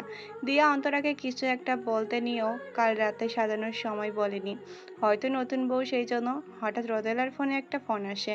সে চেঁচিয়ে বলে, কি? তবে আমি তো ছুটি নিয়েছিলাম। আচ্ছা, তবে আর কি করার, আসছি একটু পর। অন্তরা রোদেলাকে চিন্তিত দেখেই বলে, কি হয়েছে আপু? আর বলো না, অফিসে নতুন সিইও এসেছে। সে নাকি আজই সবাইকে যেতে বলেছে, নতুন প্রজেক্ট নিয়ে কথা বলবে। আপনি ছুটি নেননি আপু? নিয়েছি তো। আর বলো না, ইনি নাকি কাজের ক্ষেত্রে কোনো কম্প্রোমাইজ করেন না। বলেছে যেতে মানে যেতেই হবে। এক্ষুনি বের হবেন? খেয়ে বের হব আর কি। এদিকে রান্নার শেষে সবাই টেবিলে খাবার বেড়ে দিচ্ছে। সায়েম, দিয়া, ফারিয়া, আরিফুল ইসলাম সবাই এক এক করে বসে পড়েছে। উপর থেকে পাঞ্জাবি পরে হাতা ঠিক করতে করতে নামছে আফনান। অন্তরা একবার তাকিয়ে মুখ সরিয়ে নেয়। এইবারই নিয়ম অনুযায়ী পায়েস রান্না করেছে সে। আফনানেরও নাকি খুব পছন্দ। ভালোই লাগবে তো, ভালো লাগবে তো। টেবিলে এসে আফনান বাবাকে সালাম দিয়ে বসে। অন্তরা তার শাশুড়ি সবাইকে খাবার বেড়ে দিতে থাকে। চারু ভেবেছিল আপনার পাশে গিয়ে বসবে, তবে তার ছোট্ট মেয়েটা সেখানে বসে গিয়েছে। আপনার মুখটা হঠাৎ গম্ভীর হয়ে যায়। যেটা বলবে সেটা শুনে হয়তো এখানে কারোরই ভালো লাগবে না, তবুও বলে দেয় কথাটা। তা কতদিন পর আসছো? অন্ততপক্ষে 2 মাস, এর কমে সম্ভব না। আরিফুল নিজের ছেলেকে কিছু বলে না, দীর্ঘশ্বাস ফেলে খাবার খেতে থাকে। সে নিজেও রিটায়ার্ড অফিসার, তাই সে জানে ছেলেকে দোষ দিয়ে কী লাভ। এই লাইনে কাজ করতে গেলে পরিবার, ভালোবাসা, অনেক কিছু ত্যাগ স্বীকার করতেই হয়। এইদিকে নতুন বউ হয় সবাইকে খাবার বেরিয়ে দিচ্ছিল অন্তরা। রোদেলার প্লেটে খাবার দিতে গিয়েই আপনার কথা শুনে হাতটা থেমে যায়, বুকে চাপা ব্যথা অনুভব করে। সে কি এত খারাপ? আর 2টো দিন তার সাথে থাকা যেত না? অবশ্য বুঝতে পারে না আফনান কেন চলে যাচ্ছে। সে কোনোভাবে নিজেকে সামলে সবাইকে খাবার বাড়িয়ে দেয়। বিষয়টা অবশ্য রোদেলার চোখ এড়াতে পারেনি, তবে তার কিছু করার ছিল না। এদিকে অফিসে যাওয়ার জন্য সে তাড়াতাড়ি বেরিয়ে পড়ে। অন্তরাও সবাইকে খাবার দিয়ে যা উপরে চলে যায়। বারবার কানে আফরানের কথা একটাই বাজে, একটু পরেই ক্যান্টনমেন্টে ব্যাক করব, খুব জরুরি, যেতেই হবে। সেনা অফিসারের বউ হতে গেলে এত উইক মনোভাবে হলে চলে না, একটু তো শক্ত হতেই হয়। রুমে ঢুকতে ঢুকতে কথাগুলো বলল আফনান। ড্রেসিং টেবিল থেকে ঘড়িটা নিয়ে হাতে পড়তে পড়তে দেখে অন্তরা খাটে বসে চুপচাপ করে মাথা দিয়ে দাঁড়িয়ে আছে। শুধু একটু পরপর কান্নার রেশ উঠছে। মেয়েটা কি কাঁদছে? কেন জানি আপনার বুকে ব্যথা অনুভব হলো। নিজেকে আর কতটা আটকে রাখবে সে? অন্তরা পাশে গিয়ে বসতো। তার ছোট্ট নরম হাতটার উপরে হাত রাখতে গিয়েও রাখলো না। একটা দীর্ঘশ্বাস ফেলে বলে উঠল, এত কান্নারও তো কিছু নেই, 2টো মাসই তো। অন্তরা হঠাৎ কি হলো কে জানে, আপনার দিকে ঘুরে 2 হাত দিয়ে কলার টেনে রাগী চোখে ওর দিকে তাকায়। আপনার ভাবছে এই মেয়েটা এত সাহস দেখাচ্ছে কিভাবে? মেজর আপনার এই কলার ধরে শাসাচ্ছে। পরক্ষণে খেয়াল হলো এই অধিকারটা অবশ্যই তার আছে। মেয়েটার চোখে এই অল্প সময়ে কেঁদে একদম লাল হয়ে গেছে। নাকের ডগায় যেন কেউ লাল বরণ রং করে দিয়েছে। মেয়ে মানুষ কাঁদলে তো সুন্দর লাগে, তবে নিজের অনুভূতিকে কি করে নিয়ন্ত্রণ করতে হয় তা আপনার জানে। হুঁশ ফিরে অন্তরার কাঁদো কাঁদো কথায়, আচ্ছা, আমি কি খুব খারাপ? এই উত্তর ঠিক কি দেওয়া উচিত আপনার জানে না। কি হলো বলুন, আমি কি খুব খারাপ? এতটা খারাপ যে কয়েকটা দিন এক ছাদের নিচে থাকা যায় না? বলুন না। তুমি একটু বেশি ভাবছো, আমাকে ডিস্টার্ব করো না এখন। ব্যাগ গুছিয়ে বেরিয়ে যেতে হবে। কথাটা বলেই উঠে যায় আপনার। আলমারি থেকে কাপড় বের করে লাগেজে ভরে গুছাতে থাকে। মেয়েটাকে সে কিভাবে বোঝাবে তাকে দূরে রাখার কারণ? এখন তো আপনাকে তার পুরো ধ্যান জ্ঞান জুড়ে তার মিশনের চিন্তা রাখতে হবে। অন্তরে এমন এক মেয়ে যার মাঝে একবার ডুবলে আর বেরিয়ে আসা সম্ভব না। এইদিকে তার ঘরের শত্রু বিভীষণ। তবে কি সে আসল শত্রুকে চেনার আগে অন্তরের সাথে তার সম্পর্কটা ভালো হতে দেওয়া যাবে না। ও যে খুব লাজুক। প্রথম আঘাতটা ওর উপরেই করতে পারে। একবার নিজের চোখের সামনে হওয়া অন্যের প্রতিবাদ আপনার ব্যর্থ হয়েছে, দ্বিতীয়বার এই ভুল করা যাবে না। এই ভুলের মাসুল পুরো পরিবার প্রায় 12টা বছর যাবত দিচ্ছে। আবার সে সহ্য করার ক্ষমতা কারণেই আপনার দ্রুত ব্যাগ গুছিয়ে নিয়ে বেরিয়ে যায়। তাকে নেওয়ার জন্য গাড়িও এসে পড়েছে, সব রেডি। রুম থেকে বেরিয়ে যাওয়ার সময় একবারও ফিরে তাকায় না অন্তরার দিকে। নিচে গিয়ে সবার থেকে বিদায় নিয়ে গাড়িতে উঠে বসে। যাওয়ার সময় হয়ে গিয়েছে। মা একটু আগে বক বক করে এখানে থেমেছে। বিয়ের পরের দিনে কেউ কাজে যায়, তবে আপনাকে বোঝানোর কোনো ওয়ে নেই। গাড়ি স্টার্ট দেওয়ার আগে একবার নিজের রুমের জানলার দিকে তাকায়, সাথে সাথে কেউ একজন পর্দার আড়ালে নিজেকে আড়াল করে নেয়। এটা যে অন্তরা তা আপনার জানে। অভিমান জমেছে খুব। আপনার একটা দীর্ঘশ্বাস ফেলে ড্রাইভারকে গাড়ি স্টার্ট দিতে বলে। চলুন চাচা, আর সময় নেই, অনেক দেরি হয়ে গিয়েছে। এইদিকে রদেলার অফিসে আকাশটা সকাল থেকে মেঘলা, বৃষ্টি আসবে আসবে করেও যেন আসছে না। রদেলা দ্রুত অফিসের পৌঁছায় নিজের গাড়িটা পার্কিং এরিয়াতে রাখলো। ভিতরে যেতে না যেতে দেখে সবার চোখে মুখে ভয়ের ছাপ। নতুন সিও আসতে না আসতে সবার অবস্থা বাজে করে ফেলছে। রদেলার একজন কলিগ মিস মিফতা রদেলাকে দেখা মাত্রই দৌড়ে তার কাছে চলে আসে। এত দেরি করলি কেন? তোমাকে তো বলেছিলাম দি, আমার ভাইয়ের বিয়ে, সেই জন্যই। ও হ্যাঁ, ভুলে গিয়েছিলাম। তাড়াতাড়ি স্যারের রুমে যাও, খুব রেগে আছে তোমার উপর। আপকামিং প্রজেক্টের ফাইলের একটা কপি তার কাছে পাঠানোর কথা ছিল, কিন্তু তো কি হয়েছে? আমি ছুটিতে যাওয়ার আগে তাকে মেল করে সব পাঠিয়ে দিয়েছিলাম তো। তা আমি জানি না, তুমি যাও, খুব রেগে আছে ওই লোক।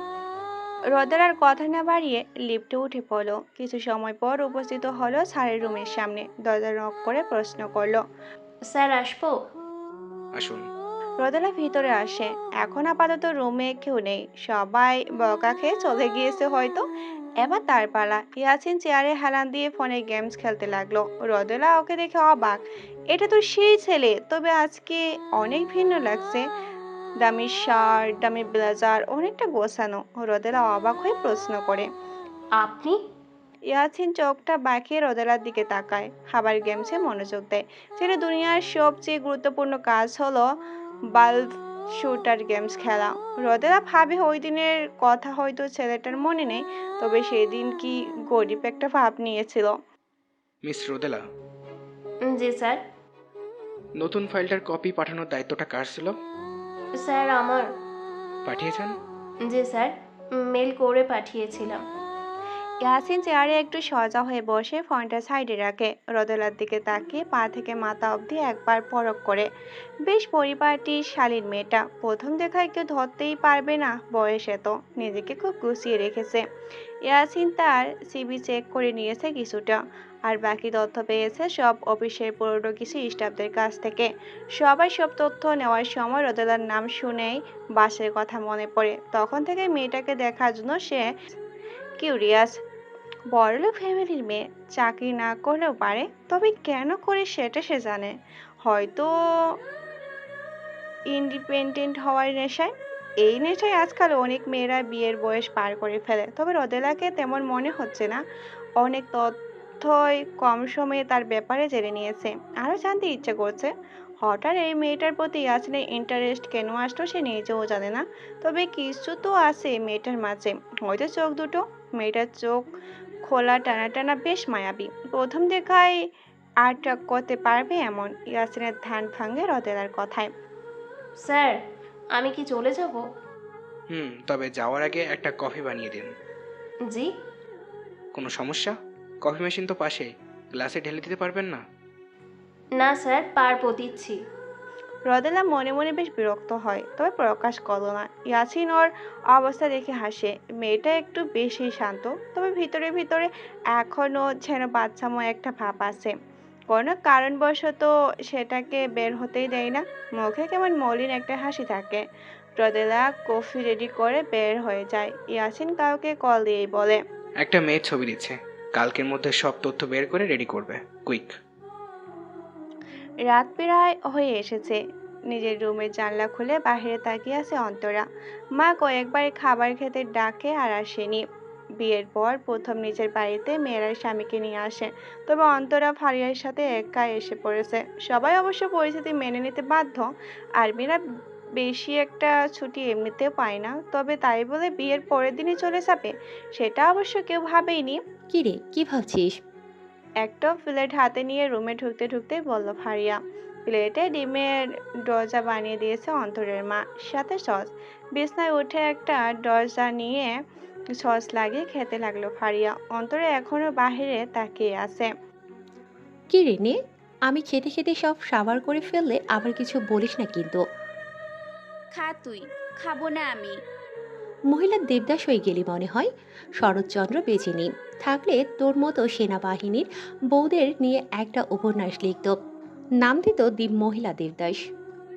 অন্তরা বিরক্ত হয়ে ফারিয়ার দিকে তাকায়। হাতে থাকা প্লেটের দরজার দিকে চোখ পড়তে পেটের ইঁদুরগুলো দৌড়াতে শুরু করে। আজকে দুপুর থেকে না খাওয়া, তবে আপনার কি খেয়েছে? এই চিন্তায় আর কিছু মুখে দেয়নি। ফারিয়া ফোনে হঠাৎ একটা কল আসে। সেখানে লেখা হালা ফকিন্নি। ছায়েম জোর করে নাম্বার দিয়ে গিয়েছিল, তাই এটা দিয়ে সেই সব সেভ করে রেখেছে ফারিয়া। কলটা রিসিভ করে হাঁটতে হাঁটতে ছাদে চলে যায়। অন্ধকারে হালকা বাতাসে ভালোই লাগছে। আসসালামু আলাইকুম। ওয়ালাইকুম আসসালাম, কি দরকার? আজব তো, কল ধরে মানুষ ভালো আছে কিনা এইসব আগে জিজ্ঞেস করে। আপনার সাথে পিরিতির আলাপ পারতে আমি বরণ ডালা সাজিয়ে বসে থাকি না। বরণ ডালা তো বিয়েতে লাগে, বিয়ে করতে চান নাকি? ফারিয়া হাসে, ছাদের মাঝে বসে পড়ে। আমার এতটা খারাপ দিন আসেনি বেকার ছেলে বিয়ে করব, তাও এমন চিল মোড়ে থাকা লোক। বেকার ছন্ন ছাড়া ছেলেকে বিয়ে করে তোমার একটা লাভ কি জানো? সারা দিন রাত শুধু তোমাকেই সময় দেবে।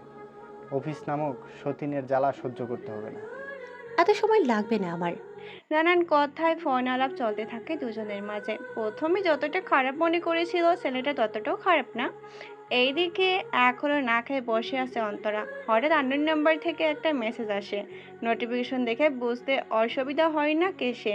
মনটা একটু হলেও ভালো হয়। মেসেজটা পড়তে থাকে। দুপুরেও নাকি কিছু খেয়ে বের হওনি ও বাসা থেকে? এখন কিছু খেয়ে নিও, খেয়ে মেসেজ দাও। সমস্যা কি তোমার বলো তো? একে তো কান্না করা মুখ দেখে বের হয়েছি, কোনো কিছুতেই মন বসছে না। 2 মাস এভাবে কিভাবে থাকবো আমি? কষ্ট শুধু তোমার হয়, আমার হয় না? দরকারি কাজ ছিল দেখেই তো এসেছি। কাল বিকেলে কল দিব, যখন সময় পাবো কল দিব। ডেইলি কথা বলবে ফোনে, মনটা একটু হালকা লাগবে। আজ এসে অনেক কিছু সামলাতে হয়েছে, তাই কল দিতে পারিনি। দিলে তো 1 ঘন্টা চলে যাবে তোমার উহু উহু কান্না শুনতে শুনতে। প্লিজ খেয়াল নিও, রাখছি। ও আর একটা কথা, থাক বলবো না। সামনাসামনি না বললে ফিল আসবে না।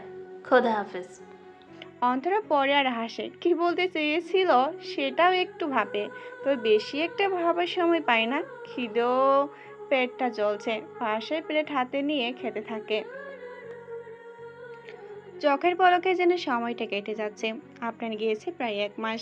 এখন শুধু ফোনে ফোনে কথা হয় অন্তরের সাথে। মাঝে মাঝে একটু খারাপ লাগলেও মানিয়ে নিচ্ছে মেয়েটা। এখন এই বাড়ির বউ সে। রান্নাঘর থেকে ঘরের সব কিছুতেই একটু একটু করে আধিপত্য বাড়ছে তার।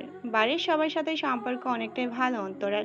শুধু দিন শেষে রুমে ফিরে অনেকটা একাকিত্ব গ্রাস করে সারা মনটাকে। সব কিছু থেকেও কি যেন নেই নেই লাগে। ভাবি আসবো? দিয়ার কণ্ঠের দরজার দিকে তাকায় অন্তরা। মেয়েটা খুব চটপটে আর মিশুক স্বভাবের। আসো, বলার কি আছে? একা একা বোর হচ্ছিলাম, আর তোমাকে একটা জিনিস বলার ছিল। কি? কাল পুরো বাড়ি ফাঁকা হবে। মানে? আরে আমার এক খালার মেয়ের বিয়ে, সবাইকে ইনভাইট করেছে। রোদাপুও বলেছে সে যাবে না। অফিসে নাকি কাজের খুব চাপ, তার ওপর কদিন যাবৎ নাইট শিফট যেতে হচ্ছে তাকে। ও, সমস্যা কি? আমি আছি তো, রান্না বান্না করে রাখবো। আর বাকি কাজ তো বুয়া করেই দিবে। আবার পড়ার চাপও একটু বেশি এখন আমার। কি, তুমিও যাবে না? বললেই হলো বুঝি, মা খুব ভুগবে। একটু ম্যানেজ করে নিও বোন আমার। বোঝই তো এখন এসবের মাঝে যাওয়ার মন মানসিকতা আমার একটুও নেই। দিয়া মন খারাপ করে জবাব দেয়। আচ্ছা কি আর করার দেখি। দুজনে বসে বসে গল্প করতে থাকে। রোদেলা খুব ক্লান্ত নিয়ে বিকালবেলা বাসায় ফিরেছে।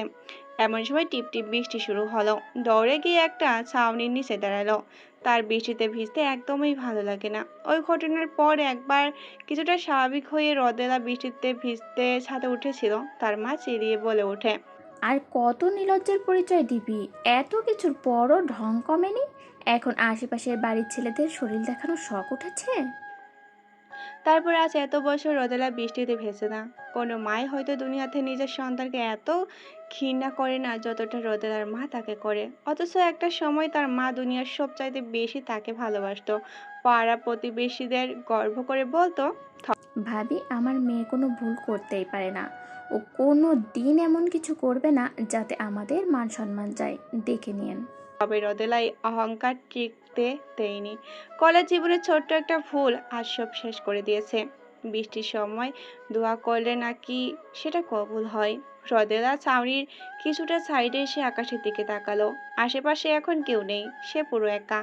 কেঁদে কেঁদে বলে উঠল, আল্লাহ, সবাই তো মুভ অন করে নিয়েছে, আমি কেন পারছি না? একটা পাপের জন্য আর কত শাস্তি দিবে আমায়? আমিও তো আমিও তো তোমার একজন সৃষ্টি, একটু কি দয়া হয় না আমার উপর? উপর থেকে কোনো সারা শব্দ আসে না। রোদেলা চুপ করে চোখ বন্ধ করে পাশে পিলারে হেলান দেয়, কাঁদতে থাকে অনায়াসে। এতে যদি মনটা একটু হালকা হয়। অন্যদিকে আর্মি ক্যাম্পে এখন খুব তাড়া, হাতে বেশি সময় নেই। আর 1 বা 1.5 মাস পর খুব বড় একটা মিশনে যাবে সবাই। এই জন্য সব কিছু নিয়েই প্রস্তুতি চলছে। মেজর আপনার কাছে খবর এসেছে তার সিনিয়র তাকে ডাকছে, সেখানে উপস্থিত হয় আপনার। Major Afsan Sadiq, yes sir. আপনি আপনার টিম নিয়ে রেডি? জি স্যার। শেষবারের মতো আপনার টিমকে আজ কিছু বলার থাকলে বলতে পারেন। তারপর মোটিভেট করার সময় নাও পেতে পারেন। মাত্র 1.5 মাস সময় পাবে সর্বোচ্চ। জানি স্যার। এখন টিমের কাছে যেতে পারেন। Of course sir. আপনার তার সিনিয়রকে কর্নিশ করে পিছপা হয়ে তার ক্যাম্প থেকে বেরিয়ে গেল। কিছুটা দূরে তার টিমের সব আর্মি অফিসাররা সারিবদ্ধভাবে দাঁড়িয়ে আছে। সবাই যত শক্ত আর স্ট্রেটভাবে দাঁড়া, চোখে মুখে হালকা ভয়ের ছাপ দেখা যাচ্ছে। আপনার বুঝলো এখন শেষবারের মতো মিশনে যাওয়ার আগে পুরো টিমের মনোবল কিছুটা বাড়াতে হবে। আপনারা সবাই প্রস্তুত? Yes sir. আমি জানি আপনারা হয়তো কিছুটা ভয়ে আছেন। প্রথমে পুলিশরাও এতে ইনভলভ ছিল, তবে তারা সফল হয়নি।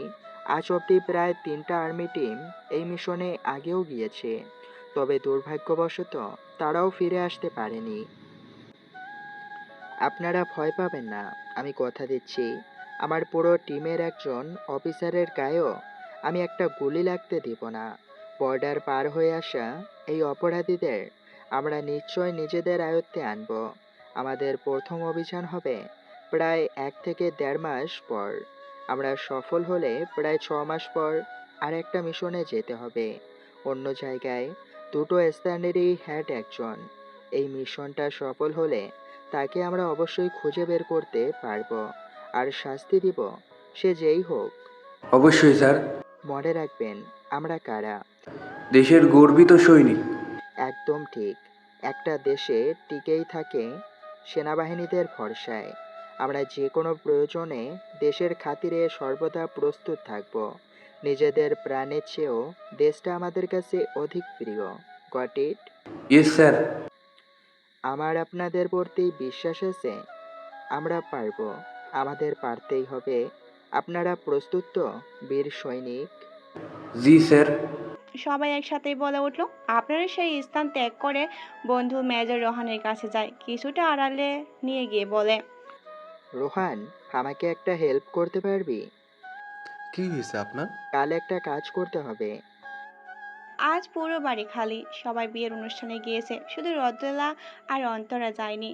রাতে খুব বাজেভাবে স্বপ্ন দেখেছিল অন্তরা। তার মা বলতো অন্তরের নাকি একটা আধ্যাত্মিক ক্ষমতা আছে, আসন্ন বিপদ সম্পর্কে নাকি ওর স্বপ্নে একটু হলেও আন্দাজ পেয়ে যায়। অন্তরা অবশ্য নিজেও কিছুটা বিশ্বাস করে। একবার ছোটবেলার রাতে স্বপ্ন দেখেছিল তার শরীরের উপর দিয়ে কিছু আঘাত করা হচ্ছে। এর পরের দিন তার একটা অ্যাক্সিডেন্ট হয়। আবার একবার স্বপ্নে দেখে সে ডিম ভাজতে গিয়ে পুড়ে গিয়েছে। পরের দিন দেখা গেল হঠাৎ তাদের দেশের বাসাটা আগুন লেগে যায়। এমন অহরহ ঘটনার সাক্ষী সে আছে।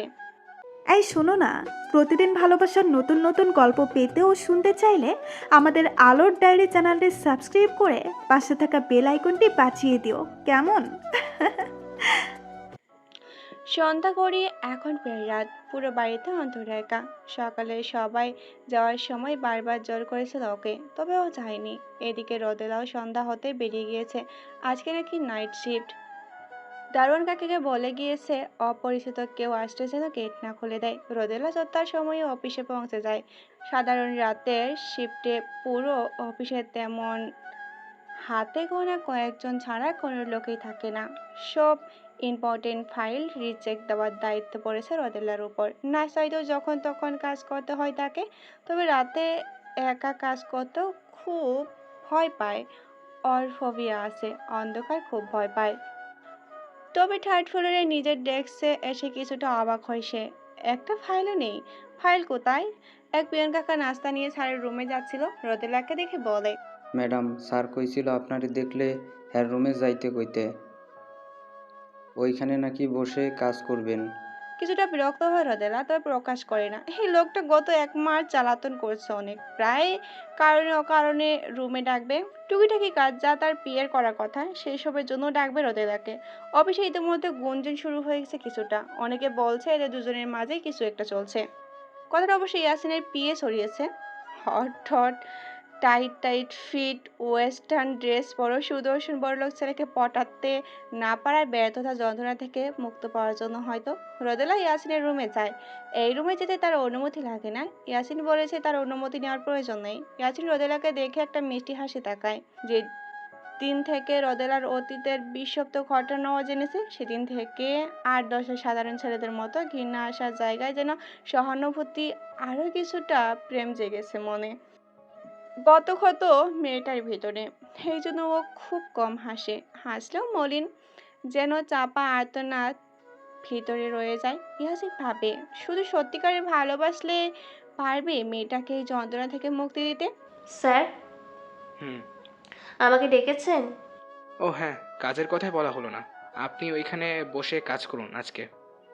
কেন? এটা তো আমার ডেস্ক না। জানি আমি, আপনার পুরো ফ্লোরে আপনি একা, ইভেন এই ফ্লোরে আমি একা। ভাবলাম কিছুটা সঙ্গ পাওয়া যাবে। তাছাড়া আপনি নাকি অন্ধকারে ভয় পান, তাই এখানে বসে কাজটা করুন। রোদেলা তার তর্ক করে না। এই 1 মাস সে বুঝে গিয়েছে খামোকা তর্ক করে লাভও হয় না এর সাথে। রোদেলা এই ডেস্কে গিয়ে বসে, সাইড ব্যাগটার পাশে তাকায়।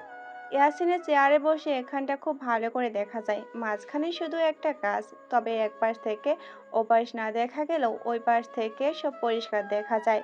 রোদেলা নিজের কাজ করতে থাকে, ইয়াসিনও ল্যাপটপে কাজ শুরু করে দেয়। শুধু একটু পর পর রোদেলার দিকে তাকিয়ে দেখে। She is beautiful. নিজের ফোনে একটা গান ছেড়ে তালে তালে কাজ করতে থাকে ইয়াসিন। তোমার জন্য নীলচে তারার একটুখানি আলো, ভোরের রং রাতের মিশকালো, কাঠগোলাপের সাদার মায়া মিশিয়ে দিয়ে ভাবি, আবছা নীল তোমায় লাগে ভালো। অন্তরা একা একা খুব বোর হচ্ছে, কেন জানি আজ পড়তে বসতেও ইচ্ছে করছে না। আর সারাদিন একবারও আফরানের সাথে কথা হয়নি। ব্যস্ত হয়তো খুব। অন্তরা টিভি অন করে কভি হাম কভি তুম পাকিস্তানি নাটকটা দেখতে থাকে। কত কিউট কাপলটা, Hania Aamir our one of the favourite actress. হঠাৎ মনে হলো দরজার কিছুটা আওয়াজ। প্রথমে মনে হলো ফুল ভেবে ফিরে তাকায় না, তবে একটু পর আবার একটা আওয়াজ আসে। অন্তরা পেছনে শান্তভাবে তাকিয়ে এক ঝটকায় লাফিয়ে উঠে যায়। কে আপনারা বাসে ঢুকলেন কিভাবে? 3-4 জনে ছেলে মুখোশ পরে দাঁড়িয়ে আছে, দেখে মোটেও সবিতার মনে হচ্ছে না। অতটা ভয় পেলেও সেটা প্রকাশ না করে চিল্লিয়ে বলে ওঠে, বললাম না কারা আপনারা? অনুমতি ছাড়া কারোর বাড়িতে ঢোকাটা ক্রাইম, জানেন না? অন্তরের কথা তোয়াক্কা না করে একজন খুবই দ্রুত অন্তরের কাছে এসে পড়ে। একটা হাত ধরে খুব জোরে টানতে থাকে। অন্তরা বারবার ছাড়ানোর চেষ্টা করে, তবে পুরুষ মানুষের গায়ের জোরের সামনে সে ব্যর্থ। সে অজ্ঞাত ব্যক্তির রাগান্বিত হয়ে, নাটক না করে পা চালা রেদওয়ান, স্যার তোরে নিতে কইছে। রেদওয়ান? কে রেদওয়ান? আমি কাউকে চিনি না, যাব না আমি, প্লিজ ছাড়েন আমাকে। অন্তরকে খুব জোরে জোর করতে থাকে লোকটা, তবে সে কিছুতেই যাবে না। এক পর্যায়ে রাগের বসে লোকটা অন্তরাকে একটা থাপ্পড় মেরে বসে। ছিটকে গিয়ে নিচে পড়ে সোফার একটা বাড়ি খায় মেয়েটা। ডান চোখের ভুরু ফেটে রক্ত বের হতে থাকে। মাথা নিচু করে আল্লাহকে স্মরণ করতে থাকে। এমন সময় বিদ্যুৎ চলে যায়, পুরো বাড়ি অন্ধকার। হঠাৎ কিছু ভাঙার আওয়াজ আসে, আর একসাথে কয়েকজন আর্তনাদ। অন্তরা ভয়ে উপরে তাকায় না। ওরা সবাই কাউকে বারবার অনুরোধ করছে ছেড়ে দিতে। স্যার প্লিজ ছেড়ে দিন, আর কোনো দিন এমন করব না। আমাদের রেদওয়ান পাঠিয়েছে। জানোয়ারের বাচ্চা, তোদের সাহস কি করে হয় আমার বউয়ের গায়ে হাত দেওয়ার? এই মেজর আফনানের স্ত্রীর হাত ধরছিস তুই?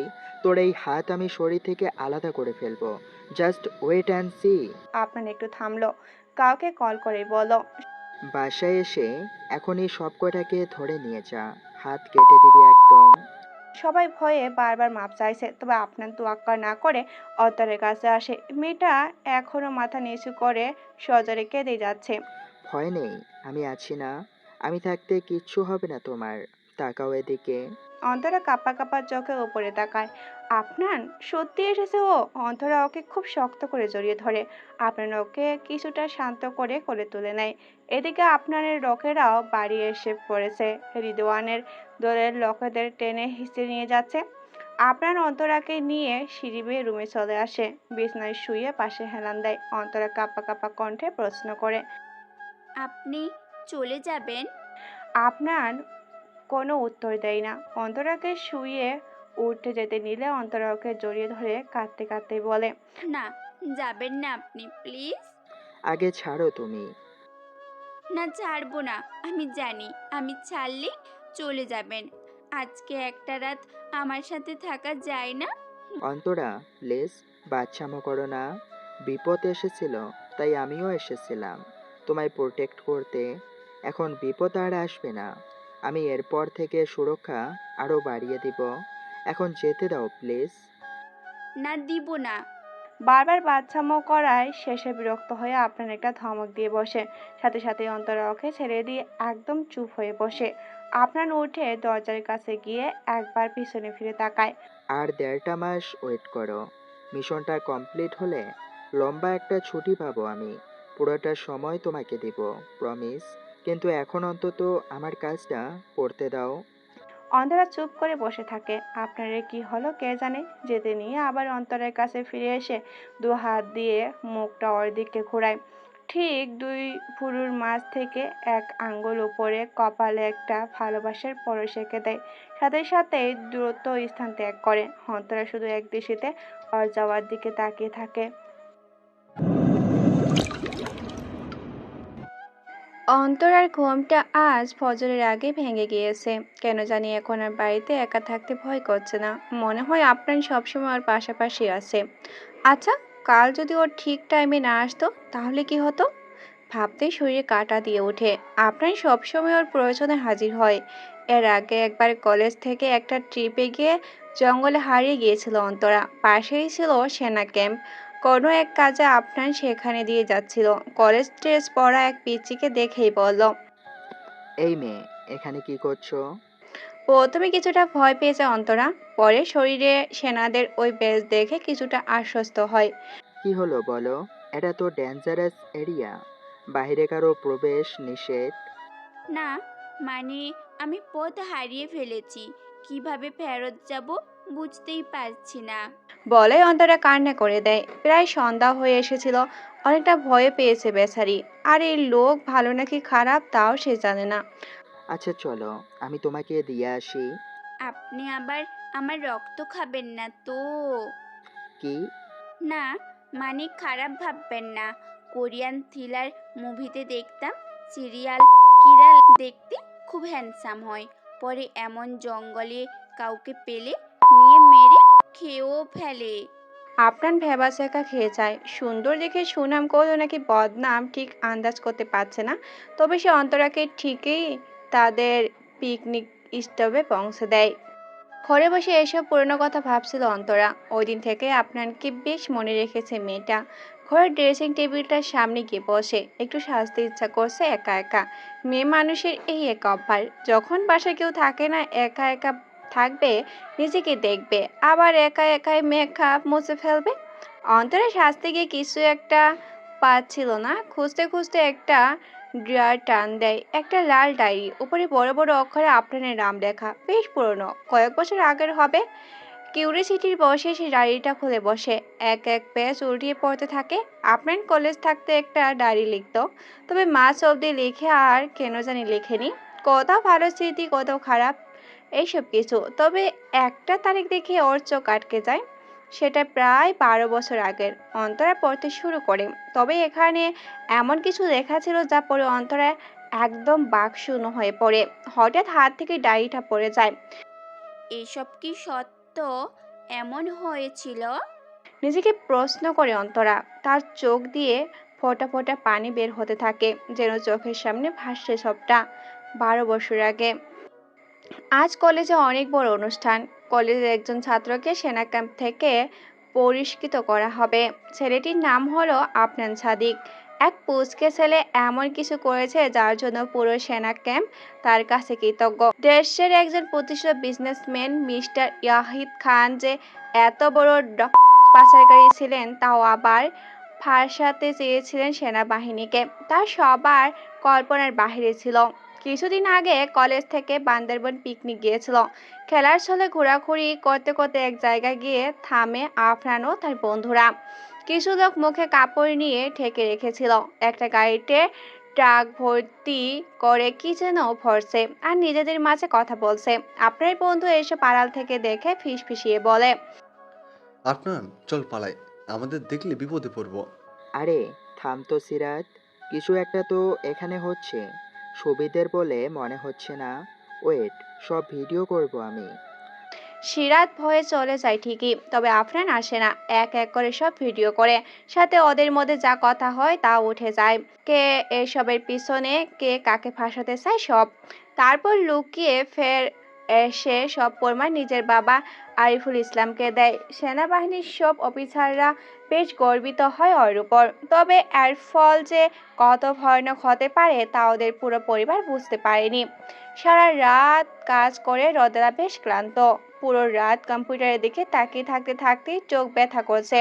ইয়াসিনও ইচ্ছা করে রাতে বাড়ি ফেরেনি। মেয়েটাকে একা রেখে যাবে না ও। চলুন মিস রোদেলা। রোদেলা পাশে তাকায়, হাতে ব্লেজারটা নিয়ে দাঁড়িয়ে আছে ইয়াসিন। রোদেলা জিজ্ঞাসা সূচক দৃষ্টিতে তাকালো। ইয়াসিন ইশারা দিয়ে বোঝায় আজ এই অবধি। রোদেলা উঠে ক্লান্ত শরীরে ব্যাগ নিয়ে বেরিয়ে পড়ে। ইয়াসিনও পাশে পাশে হাঁটছে। আজ খুব টায়ার্ড মনে হয়। জি। আমি পৌঁছে দেই? নো থ্যাঙ্কস, আমি যেতে পারবো। ইয়াসিন আর কথা বাড়ে না, লিফটে উঠে পড়ে দুজনে। রোদেলা চুপ করে নিচে তাকিয়ে আছে। মেয়েটা এত লজ্জা পায় কেন, যেন তাকালেই কিছু হয়ে যাবে। ইয়াসিন হাসে, বাকিদের সরাতে পারছে না আর এই একবার তাকায়ও না, হয়তো পুরোনো ট্রামার জন্য। নিচে এসে ইয়াসিন তাড়াতাড়ি রোদেলার আগে গাড়ি থেকে বের হয়। দৌড়ে গিয়ে বিল্ডিংয়ের পাশের দোকান থেকে দুটো এনার্জি ড্রিঙ্ক নিয়ে আসে। নিন। কি এটা? এনার্জি ড্রিঙ্ক, ভালো লাগবে। No thanks. আপনি কি এই ওয়ার্ড ছাড়া আর ইংরেজি পারেন না? নিতে বলছি, নিন তো। রোদেলা বারবার মানা করা সত্ত্বেও নিতে বাধ্য হয়। তবে এই সময়ে এটির খুব দরকার ছিল আসলেই। রোদেলা ঠোঁট ছুঁয়ে ক্যান্টার একটু একটু করে চুমুক দেয়। গ্যারেজে নিজের গাড়িতে গিয়ে বসে। ইয়াসিন অপেক্ষা করছে কখন রোদেলা গাড়ি থেকে নামবে। সে আগেই টায়ার পাংচার করে রেখেছে। কথায় যেন শুনেছে everything is fair in love and war. যদিও সে নিচে এটা মানে না, তবু একটু আকাম তো করাই যায়। রোদেলা গাড়ি থেকে নেমে যায়। ইয়াসিন হেসেই বলে, এখন এই সময় গাড়িও পাবে না, যাই একটু হিরো সেজে আসি। তবে ওর পুরো প্ল্যানে জল ঢেলে দিয়ে গাড়ির পিছনে গিয়ে দুটো টায়ার আর হাবি জাবি যন্ত্রপাতি নিয়ে আসে রোদেলা। কোমরে উড়না বেঁধে একটা টায়ার পাল্টিয়ে সব ঠিক করে ফেলে। ইয়াসিন দূর থেকে দাঁড়িয়ে সব দেখে ফেলে। দূর বাল, কপালটাই আমার খারাপ। ভুলেই গেছিলাম মেয়েটা সবকিছুতে ব্যাকআপ রাখে। মরমরা হয়ে ইয়াসিনও নিজের গাড়িতে গিয়ে বসত। এইদিকে গায়ে কাঁথা টেনে গভীর ঘুমে মগ্ন রোদেলা। সারা রাত জেগে থেকে বাসায় এসে দুটো ব্রেডে জ্যাম লাগিয়ে খেয়ে নেয় রোদেলা। অন্তরা জুস আর কিছু ছাড়া তো রেডি করে রেখেছিল, তাড়াতাড়ি খেয়ে রুমে এসে শুয়ে পড়ে। সাথে সাথে তলিয়ে যায় গভীর ঘুমের দুনিয়ায়। অন্তরা নিজেও হালকা পাতলা ব্রেকফাস্ট করে নেয়। নিজের রুমে যাওয়ার সময় কি মনে করে রোদেলার রুমে যায়। মেয়েটা ঘুমাচ্ছে। ঘুমন্ত অবস্থায় ঠিক ছোট্ট বাচ্চার মতো লাগছে। এই মেয়ের বয়স 30+, অসম্ভব মনে হচ্ছে অন্তরের কাছে। আচ্ছা, ওই অমানুষগুলো কি একটু মায়া হয়নি মেয়েটার প্রতি? তখন তো সে আরো ছোট ছিল। অন্তরা রুম থেকে বেরিয়ে নিজের রুমে গেল। বারান্দায় বসে ধোয়া ওঠা 1 কাপ দুধ চা খেতে খেতে সেই ভয়াবহ রাতের কথা ভাবতে লাগলো। বিকেল থেকে রোদেলাকে পাওয়া যাচ্ছে না। আরিফুল নিজের সেনা ক্যাম্পে ব্যাক করেছে। রোদেলাকে কিভাবে কি করে খুঁজে বের করবে বুঝতে পারছে না আপনারের মা। চিন্তা করো না মা, আমি ঠিকই রোদ আপুকে খুঁজে নিয়ে আসবো। আপনারের কথা শুনে আরো জোরে জোরে কেঁদে উঠে তার মা। খুব আদরের মেয়ে তার। দুপুরের দিকে বলল কোনো বান্ধবীর বাসায় যাবে নাকি। ওই যে ফোন সুইচ অফ হলো, আর কোনো খোঁজ খবরই নেই মেয়ে। আপনার কি করবে বুঝতে পারছে না। একদিক ওদিক সব বন্ধুদের ফোন করে খোঁজ নিতে বলছে। আর কত এভাবে বসে থাকবে ঘাপটি মেরে? না, আর সম্ভব না। আপনার বাড়ি থেকে বের হয়, তার এক ফ্রেন্ডের কাছে চলে যায়। হাসিফ, কি হয়েছে আপনার? রোদ আপুর খোঁজ পেলি? না রে, তবে তুই চাইলে সম্ভব। হাসিব খুব ভালো ফোন এক্সপার্ট। অনেক আগে একবার রোদেলার কোথায় আপনার সাথে রোদেলার ফোনে কানেক্ট করে দিয়েছিল, যেন আপনার বাসায় দেরি করে ফিরল কোথায় কি করছে তা খোঁজ রাখতে পারে। সে ওয়েতে হাসিব আপনার রোদেলার বর্তমান অবস্থা সম্পর্কে কিছু তথ্য দিল। আপনারা দেরি না করে দৌড়ে সেখানে পৌঁছে যায়। ঠিকানাটা ওদের কলেজের ঠিক পেছনে, বাগানের খুবই নীরব জায়গা। তবে পৌঁছে যায় দেখে আপনার শ্বাস বন্ধ হওয়ার উপক্রম।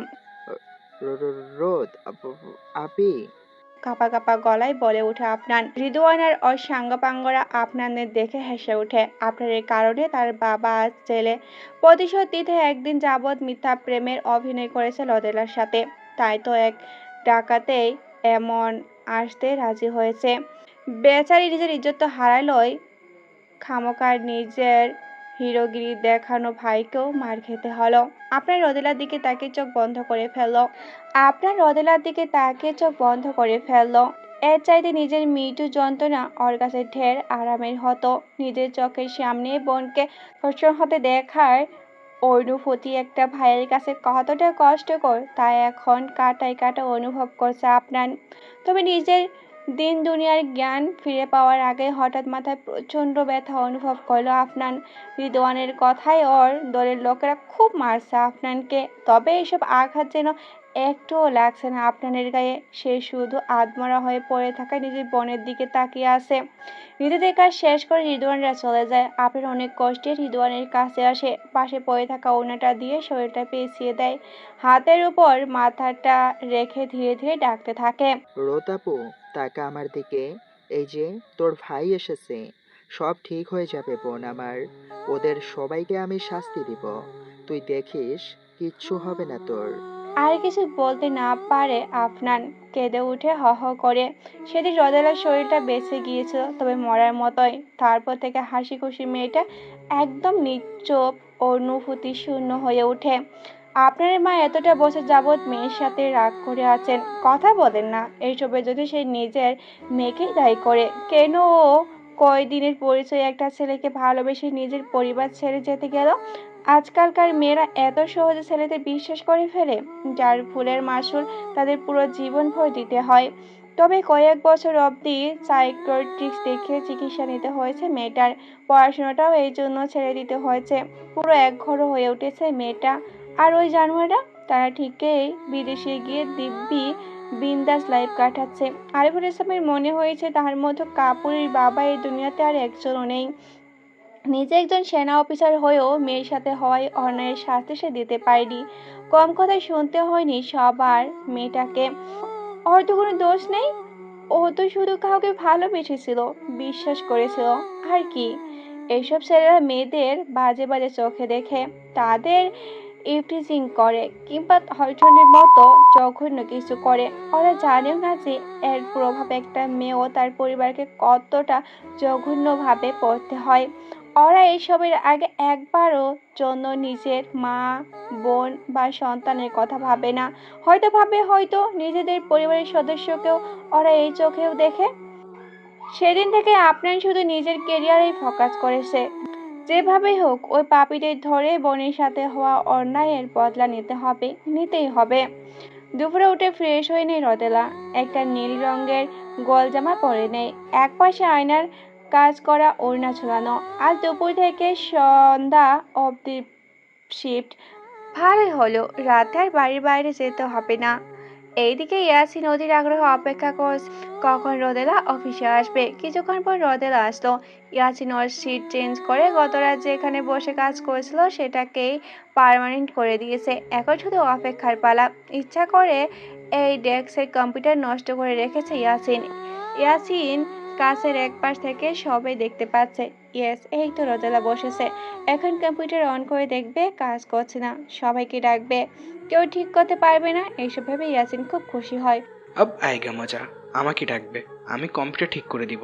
রোদেলার চোখে আমি হিরো হব। আমার প্রতি ও কিছুটা থ্যাঙ্কফুল হবে। আমি ওর নাম্বার চাইবো, যেন কোনো সমস্যায় আমাকে ডাকে। একটু তো কথা হবে, তারপর ভালো লাগা হবে, ভালো লাগা থেকে ভালোবাসা হবে, পরে প্রেম হবে, কয়েকদিন পর বিয়ে করব, বিয়ের পর দুটো বাচ্চা হবে, ছেলের নাম দিব। আর কিছু ভাবতে পারি না ইয়াসিন। বেচারার সব পরিকল্পনা ভেস্তে যায় যখন মনে পড়ে আজ বৃহস্পতিবার। আজ রোদেলার ইউনিটেড করাতে কম্পিউটারে কোনো কাজ নেই, শুধু হাতে করে কয়েকটা ডকুমেন্ট গুছিয়ে জমা দিলেই শেষ। খুবই হতাশ হয় ইয়াসিন। এমন সময় তার পিএ এসে ইয়াসিনকে চিন্তিত দেখে প্রশ্ন করে, এনি প্রবলেম স্যার? কি আর বলবো বলো, বাচ্চাটার নাম আর রাখতে পারলাম না। মানে আপনি তো আনম্যারিড। তুমি বুঝবে না। আচ্ছা, একটা কাজ করো, কি? মিস রোদেলাকে গিয়ে বলো আমি রাখছি। কথাটা শুনে পিয়ের মনটা খারাপ হয়ে যায়। ইদানিং অফিসে খুব কথা হচ্ছে নতুন সিও কারণে অকারণে রোদেলাকে নিজের রুমে ডাকে। Maybe something is happening between them. আমাকে ডেকেছেন স্যার? রোদেলার কথায় ওর দিকে ফিরে তাকায় ইয়াসিন। বেচারার মুখটা পুরো রাতের আধায় নেমে এসেছে। কত সুন্দর প্ল্যান করেছিল, সব শেষ। রোদেলা এখন আর বিরক্ত হয় না, এতদিনও অভ্যাস হয়ে গেছে। এই ছেলে প্রথমে ডাকবে, তারপর ভাবনায় ডুবে যাবে। স্যার, ভাবা হলে বলবেন। রোদেলার কথা ইয়াসিন একটু নড়ে বসে। মেয়েটা কি ওকে পাগল ভাবছে? ভাবলে ভাবুক, পৃথিবীর সকল প্রেমিক পুরুষরাই পাগল। সুস্থ হওয়ার মূলত অভিনয় করে। ইয়াসিন কফির দিকে ইশারা করে বলল, এক কাপ কফি বানাতে হবে তো, দিচ্ছি। ইয়াসিনের কথার মাঝে কথা থামিয়ে রোদেলা কফি রেডি করতে থাকে। আর ভাবে মায়ের শেষে স্যালারিটা কাজের জন্য পাই নাকি ডেইলি কফি বানিয়ে দেওয়ার জন্য। দ্রুত কফির কাপটা ইয়াসিনের টেবিলে রেখে বেরিয়ে যায়। একবারও পিছনে ফিরে তাকায় না। ইয়াসিনের মুড অফ হয়ে যায়। সে কি দেখতে এতই খারাপ যে তার দিকে একবারও ফিরে তাকায় না? পকেট থেকে ফোন বের করে সেলফি তুলে কয়েকটা বারবার স্ক্রল করে দেখতে থাকে। না, ছেলেটা তো দেখতে খারাপ না। কফির কাপে একটু চুমুক দিয়ে সে অফিসের কাজে লেগে পড়ে। দুপুরে খাবার শেষে অন্তরা বাগানের একটা গাছের নিচে বসে। বৃষ্টির মাস চলছে বিধায় আকাশের সূর্যের দেখা মেলে না দুপুরেও। অন্তরা এক কাপ গরম দুধ চা বানিয়ে এনেছে। চায়ের কাপে একটু চুমুক দিচ্ছে আর ফেসবুক থেকে নীল ডাকঘর গল্পটা পড়ছে। শেষ গল্পটা পড়ে মনটা খারাপ হয়ে গেল। আসলে সময় থাকতে ভালোবাসার কথা বলে দিতে হয়, নয়তো নিয়তি মানুষকে কখন কোথায় নিয়ে যায় ওই ক্ষুধা ছাড়া কেউ জানে না। আপনার কথা খুব মনে পড়ছে। আমাদের দাঁড়ালেই ওর জন্য চিন্তা আরও বেশি হয়। আপনার কথা ভাবতে ভাবতে ফোনে তার কল। অন্তরা ওর নাম্বারটা দেখে খুবই খুশি হয়। রিসিভ করে কানের পাশে নিয়ে বলে, আসসালামু আলাইকুম জামাই। ওয়ালাইকুম আসসালাম বউ। তারপর কি করছো? আপনার কথাই ভাবছিলাম। আপনার তো আর আমার কথা ভাবার সময় নেই, ব্যস্ত মানুষ কি না? আপনার হাসে। ইস, কতদিন পর এই হাসিটা শুনছে অন্তরা। ছেলেটা জ্বলন্ত আগুনে পুড়িয়ে মারবে একদিন। কিছুক্ষণ কথা হলো দুজনের মাঝে, তবে আপনার কাছে কথা বলার তেমন সময় নেই। একটা কাজ করো তো, কি কাজ? ফোনটা রেখে আমাদের রুমে গিয়ে আলমারিটা খুলবে। নিচে যে ড্রয়ারটা আছে ছোট্ট, সেটা খুলে দেখো। কি আছে? এলেই বুঝতে পারবে। আপনার কল কেটে দেয়। অন্তর এক দৌড়ে রুমে চলে যায়। কথা মতো ড্রয়ার খুলতেই দেখে একটা বড় বক্সটা নিয়ে অধীর আগ্রহে খাটে গিয়ে বসে অন্তরা। খুলে দেখে ভিতরে প্রায় 16 রকমের চুড়ি। অন্তরা খুব খুশি হয়, মানুষটা এইসব সারপ্রাইজ দেওয়ার সময় পায়।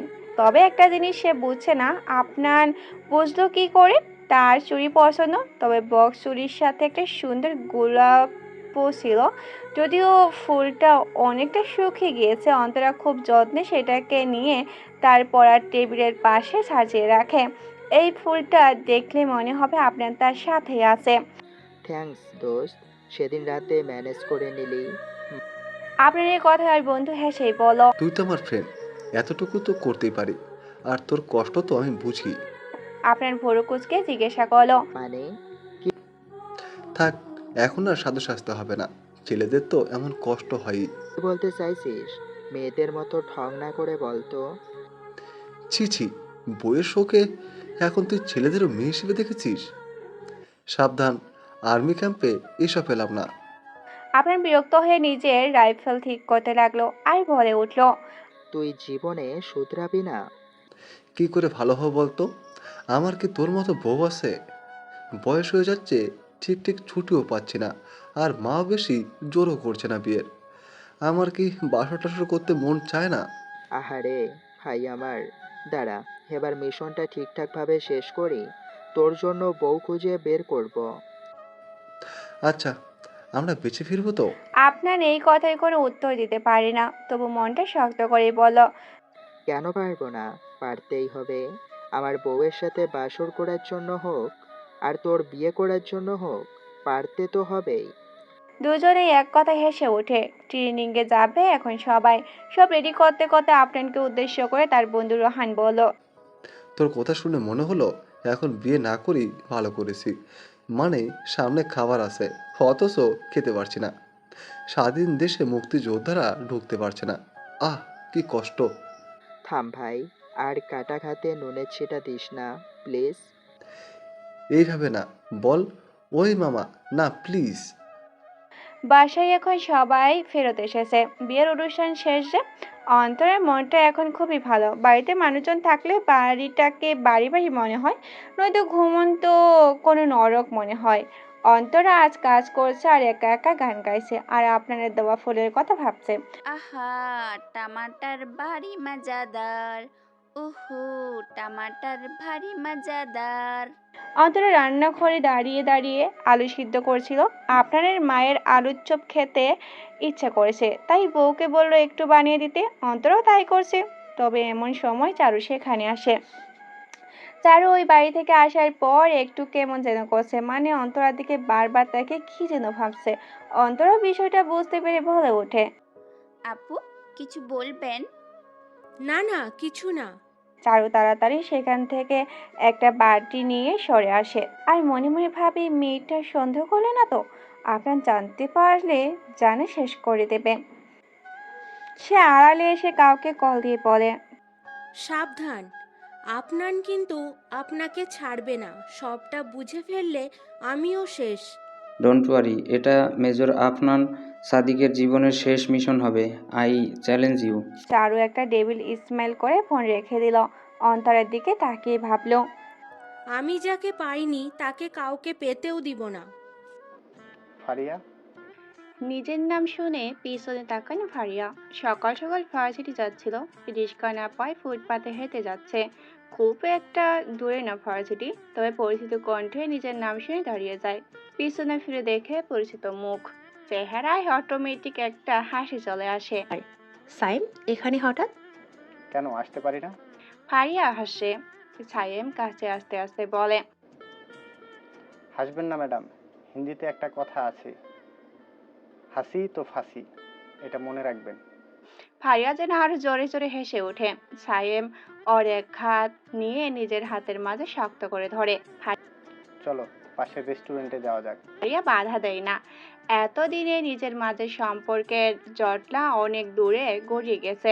এখন অনেক সময় বসে বসে সাইম দুনিয়ার আজগবি সব গল্প বলবে, আর ফারিয়া এক হাত ভাঁজ করে মাথা রেখে মুগ্ধ নয়নে তাকিয়ে ওকে দেখবে আর শুনবে। রোদেলা আজ 2 দিন পর অফিসে এসেছে। শরীরটা একটু খারাপ থাকায় 2 দিন আসতে পারেনি। ছুটিও নিয়েছিল। লিফটে করে ওঠার সময় ইয়াসিনের সাথে দেখা। শুধু দুজনেই আছে ভিতরে। রোদেলাকে দেখে ইয়াসিন প্রশ্ন করে, এখন কেমন আছেন মিস রোদেলা? আলহামদুলিল্লাহ। যাক, বাঁচা গেল। আমি যে কত টেনশনে ছিলাম। রোদেলা একটু বাঁকাভাবে ইয়াসিনের দিকে তাকালো, পরে অন্যদিকে মাথা ঘুরিয়ে নেয়। এতদিনে এই লোকটার নিব্বা মার্কা প্রেম রোদেলার অভ্যস্ত হয়ে গিয়েছে। ইয়াসিনের ব্যবহারে সে ইদানিং পরিষ্কার বুঝতে পারছে লোকটা ওর প্রেমে পড়েছে। একটু হাসি সে আনমনে। ওর পাগলামোর প্রশংসা না করে পারা যাবে না। তবে তার পরপরই মুখের হাসি থেমে গেল রোদেলার। তার সত্যি হয়তো ও জানে না, না জানার কথা। জানলে আর এইসব পাগলামি করতো না। ইয়াসিন রোদেলার দিকে তাকিয়ে ভাবতে থাকে, এখনো কত ইনোসেন্ট ওর ফেসটা। আচ্ছা, ওই জানোয়ারগুলো একটু বাঁধলো না বিবেকে? ওরা মানুষ নাকি অন্য কিছু? একটা কথা বলি, জি স্যার, বলুন। আমি যদি আপনার বাসায় বিয়ের প্রস্তাব পাঠাই, আপনি মাইন্ড করবেন? রোদেলা হতভম্ব হয়ে যায়।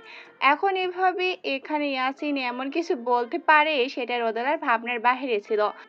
আর বাসা অব্দি যাওয়া মানে সবটা জেনে যাওয়া। তখন বাকিদের মতো এই লোকটাও নাক ছিটকাবে। তার মানে এই চাকরিটা আর বেশি দিন করা হবে না। রোদেলাকে এতটা ঘাবড়ে গিয়ে চুপ থাকতে দেখে ইয়াসিন বলে, আমি আপনাকে জোর করবো না মিস রোদেলা। আপনি কাকে জীবনে জড়াবেন সেটা আপনার একান্ত ব্যক্তিগত ব্যাপার। তবে একটা কথা কি জানেন? রোদেলা জিজ্ঞাসা করার ভঙ্গিতে তাকায়। ইয়াসিন বলে ওঠে, আমি আপনার সব সত্যি মেনে নিয়ে আপনার সাথে সারাটা জীবন থাকতে রাজি। হয়তো এটাই ভালোবাসা। এমন সময় লিফটের দরজা খুলে যায়। রোদেলা 1 মিনিট না দাঁড়িয়ে জলদি সেখান থেকে বেরিয়ে যায়। ইয়াসিন শুধু একদৃষ্টিতে ওর যাওয়ার দিকে তাকিয়ে থাকে। আমিও দেখি কতদিন এই প্রেমিক পুরুষের প্রেমে না পড়ে তুমি থাকো মেয়ে। আপনার টিমের সবাই রেডি তো মেজর আফনান?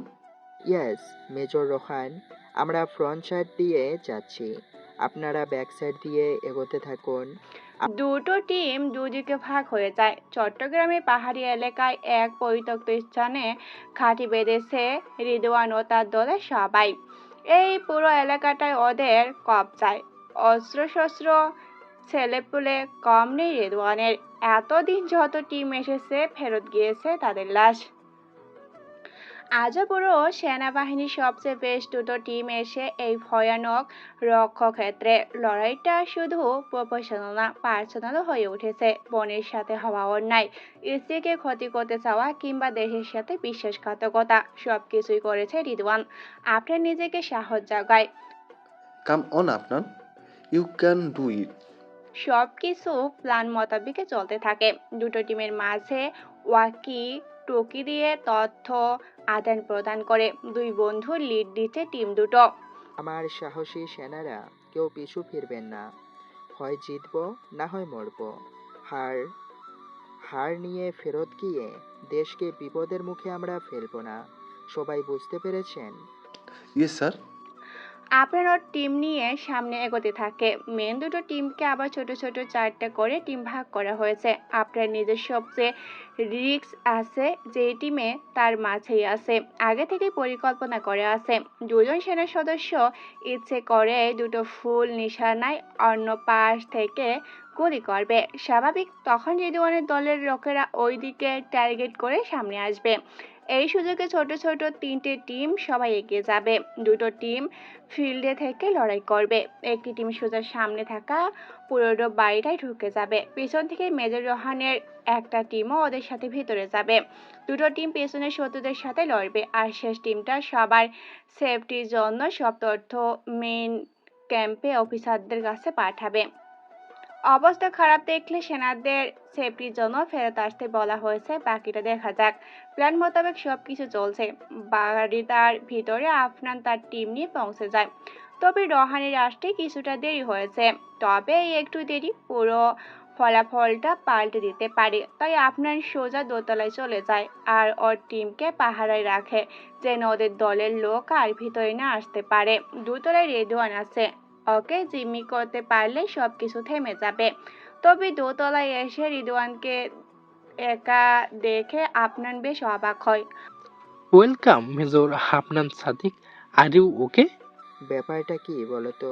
নিচে তোর দলের লোকেদের অভাব নেই, আর এখানে তুই একা কেন? এই তো এক্ষুনি বুঝতে পারবি। আপনার আর এক পা এগোনোর আগে কেউ একজন সজোরে পিছন থেকে তার মাথায় আঘাত করে। তার টিম থাকতে ওই দলের কেউ তো ভিতরে আসার কথা না। তবে কি আপনার নিজের দলের কেউ বিশ্বাসঘাতকতা করলো? নিচে লুটিয়ে পড়তে পড়তে আপনার সাপসা সাপসা তাকে দেখতে পায়। তাকে দেখেই বলে ওঠে। রোহান, তুই? রোহান বিকৃত একটা হাসি দিয়ে বলল, everything is fair in love and war দোস্ত, ডোন্ট মাইন্ড। এই দেশে শুধু একজন হিরোই প্রয়োজন, তুই থাকতে সেটা আমি হতে পারতাম না, তাই আলবিদা। তোমার টাকা তুমি সময় মতো পেয়ে যাবে। Thanks major Rohan. রিদওয়ানের কথা শুনে মেজর রোহান হাসলো আর বলে উঠল, নতুন ফোর্স আসার আগে আপনি পালান।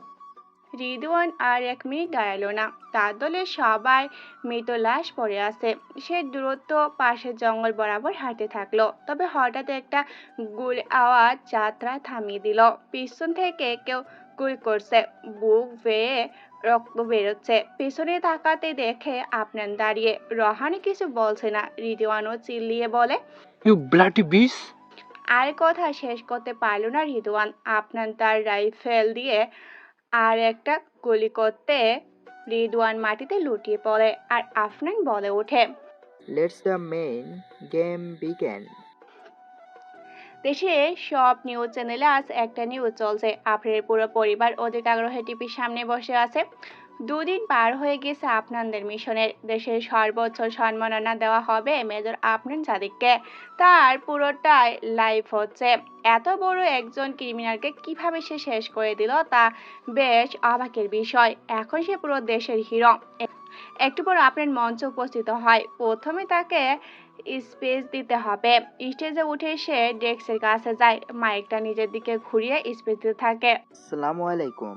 এখানে আমার অনেক সিনিয়র সহ আমার টিমের অনেক মেম্বাররা উপস্থিত আছেন। সবাইকে অনেক অনেক ধন্যবাদ আমাকে এই সম্মানের যোগ্য মনে করার জন্য। তবে এর ক্রেডিট আমার একার না, আমার সহকারী মেজর রোহান আর আমার পুরো টিম যদি সততা আর সাহসের সাথে না লড়তো তবে এই মিশনটা সফল করা আমার পক্ষে সম্ভব হতো না। আপনার একটু থেমে আবার বলতে শুরু করে, আমরা চেয়েছিলাম রেদওয়ানকে জীবিত ধরতে, তবে ও পাল্টা আমার যা আক্রমণ করায় সেটা সম্ভব হয়ে ওঠেনি। তাই আত্মরক্ষার খাতিরে ওকে মারতে হয়েছে। তবে আমাদের প্রত্যেকের উচিত নিজের দেশের স্বার্থে নিজেকে বিলিয়ে দেওয়া, দেশ রক্ষায় কাজ করা। আবারও সবাইকে ধন্যবাদ আমার সাথে থাকার জন্য। সবাই করতালির মাধ্যমে আপনার ও টিমকে অভিনন্দন জানায়। সিনিয়র অফিসার আপনার সাথে হ্যান্ডশেক করে বলে, congratulation young man, you deserve it. আপনার বুকে একটা ছোট্ট বেস লাগিয়ে দেয়। এটা পর স্বপ্নে ডুবে থাকে হাজারো আর্মি অফিসাররা। টিভিতে এইসব দেখে কান্নায় ভেঙে পড়ে আরিফুল ইসলাম। সে নিজে যা করতে পারেনি তার ছেড়ে পেরেছে। গর্বে তার শির আজকে অনেক উপরে। অন্তরে আজ যেন একটু বেশি ভালো লাগছে। সে চুপি সারে সবার মাঝ থেকে দৌড়ে দোতলার নিচের রুমে চলে যায়। আপনাকে কল করবে ভাবতে দেখে সে আগেই কল করেছে। আসসালামু আলাইকুম বউ। ওয়ালাইকুম আসসালাম। এখন ছুটি পাবেন না। হ্যাঁ জব তো, কেমন আছি, কি করছি, কিভাবে হলো তা না জিজ্ঞেস করে তুমি ছুটির কথা বলছো? অন্তরের মনটা খারাপ হয়ে গেল। অন্তরের কাছে চুপ থাকতে দেখে আপনান বলে উঠল, আজ বিকালে আসছি।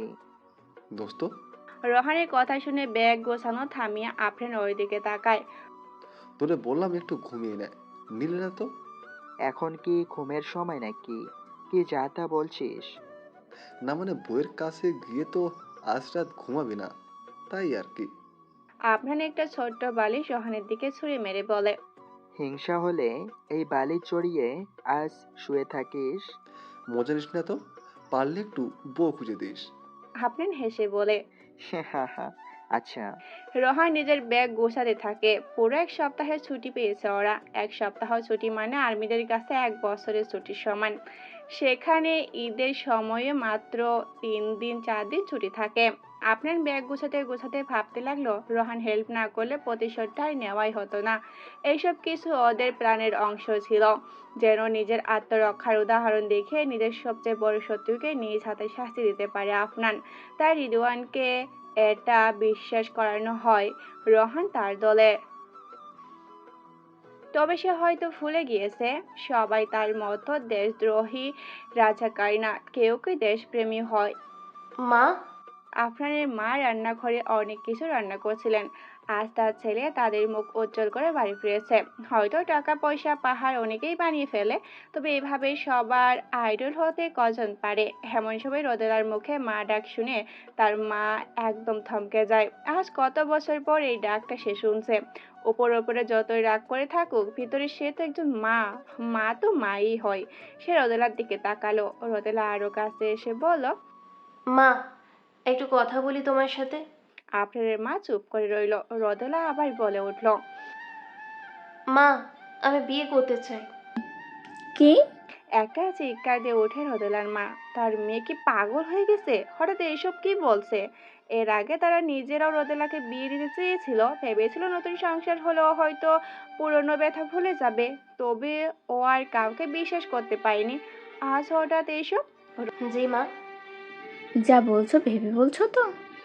হ্যাঁ মা, আর যে আমাকে বিয়ে করতে চায় সে হয়তো সবটাই জেনেই এসেছে। রোদেলার মা কিছুটা ওই দিকে ফিরে প্রশ্ন করলো, তুই কি ওই ছেলেকে ভালোবাসিস? রোদেলা চুপ করে থাকে। সে নিজেও এর উত্তরটা ঠিক জানে না। তবে এটা ঠিক যে ইয়াসিনের বাচ্চামোর নজর এড়ায়নি। কিছুটা দুর্বল হতে সে নিজেও হয়েছে। মেয়েকে চুপ করে থাকতে দেখে রোদেলার মা যা বোঝার বুঝে যায়। তা ছেলেটা কে? আমাদের অফিসের সিইও, বয়সে আমার থেকে ছোট। তা এত ভালো মেয়ে থাকতে তোমাকে কেন? মানে বুঝতেই পারছো কি বলছি? জি না। আচ্ছা, এক কাজ করো, ওই ছেলেকে কাল আসতে বলো। যা কথা হবে আপনাদের সামনেই হবে। পাকনামি করে নিজে কিছু করতে যেও না। আগেরবার কি হয়েছে ভুলোনি নিশ্চয়। রোদেলার কিছু না বলে মাথা নেড়ে চলে আসে। একবার বিশ্বাস ভাঙলে হারটা আগের মতো ফিরিয়ে আনা যায় না। এজন্য হয়তো মানুষ বিশ্বাসকে আয়নার সাথে তুলনা করে। রোদেলা যদি নিজের কিছু করার হতো তাহলে সে আর তার মাকে বলতো না। তবে একটা জিনিস দেখে ভালো লাগছে, আজ এত বছর পর মা অন্তত কথা তো বলেছে। বিকেলবেলা অন্তরা খুব সুন্দর করে সেজেছে। পছন্দের কালো শাড়িটা পরেছে। মুখে হালকা মেকআপ করতেও ভুলেনি সে। দিয়া সে ঠিকই এইসব নিয়ে মজা করবে। নিচে গিয়ে নিজেও রান্নার কাজে শাশুড়িকে একটু হেল্প করলো। এমন সময় গাড়ির হর্নের আওয়াজ আসলো। এই শোনো না, প্রতিদিন ভালোবাসার নতুন নতুন গল্প পেতে ও শুনতে চাইলে আমাদের আলোর ডায়েরি চ্যানেলটি সাবস্ক্রাইব করে পাশে থাকা বেল আইকনটি বাজিয়ে দিও, কেমন? এক্সকিউজ মি, বিউটিফুল লেডি, কাজ শেষ হলে আমাকে একটু সময় দেওয়া যাবে? বারান্দায় ফুল গাছগুলোতে পানি দিচ্ছিল অন্তরা। আফরানের কথা শুনতে পেয়েও সে পিছনে তাকায় না। আফরান বোঝে নাই অভিমান জমেছে। সবই বুঝলাম, তাই বলে বৃষ্টির সিজনে রাতের বেলা ফুলের টবে পানি কে দেয়? অন্তরা এবারও কোনো জবাব দিল না। তার ভীষণ রাগ উঠেছে এই লোকটার উপর। বিকেলে আসার পর থেকে সবার সাথে কথা বলেছে, দেখা করেছে, গিফট দিচ্ছে, অথচ বইয়ের খোঁজ নেওয়া তার সময়ই নেই। একবারের জন্য রুমে আসেনি, সবার সামনেও তেমন পাত্তা দেয়নি। বড় অফিসার হয়েছে দেখে কি দুনিয়ার সব উল্টে ফেলেছে?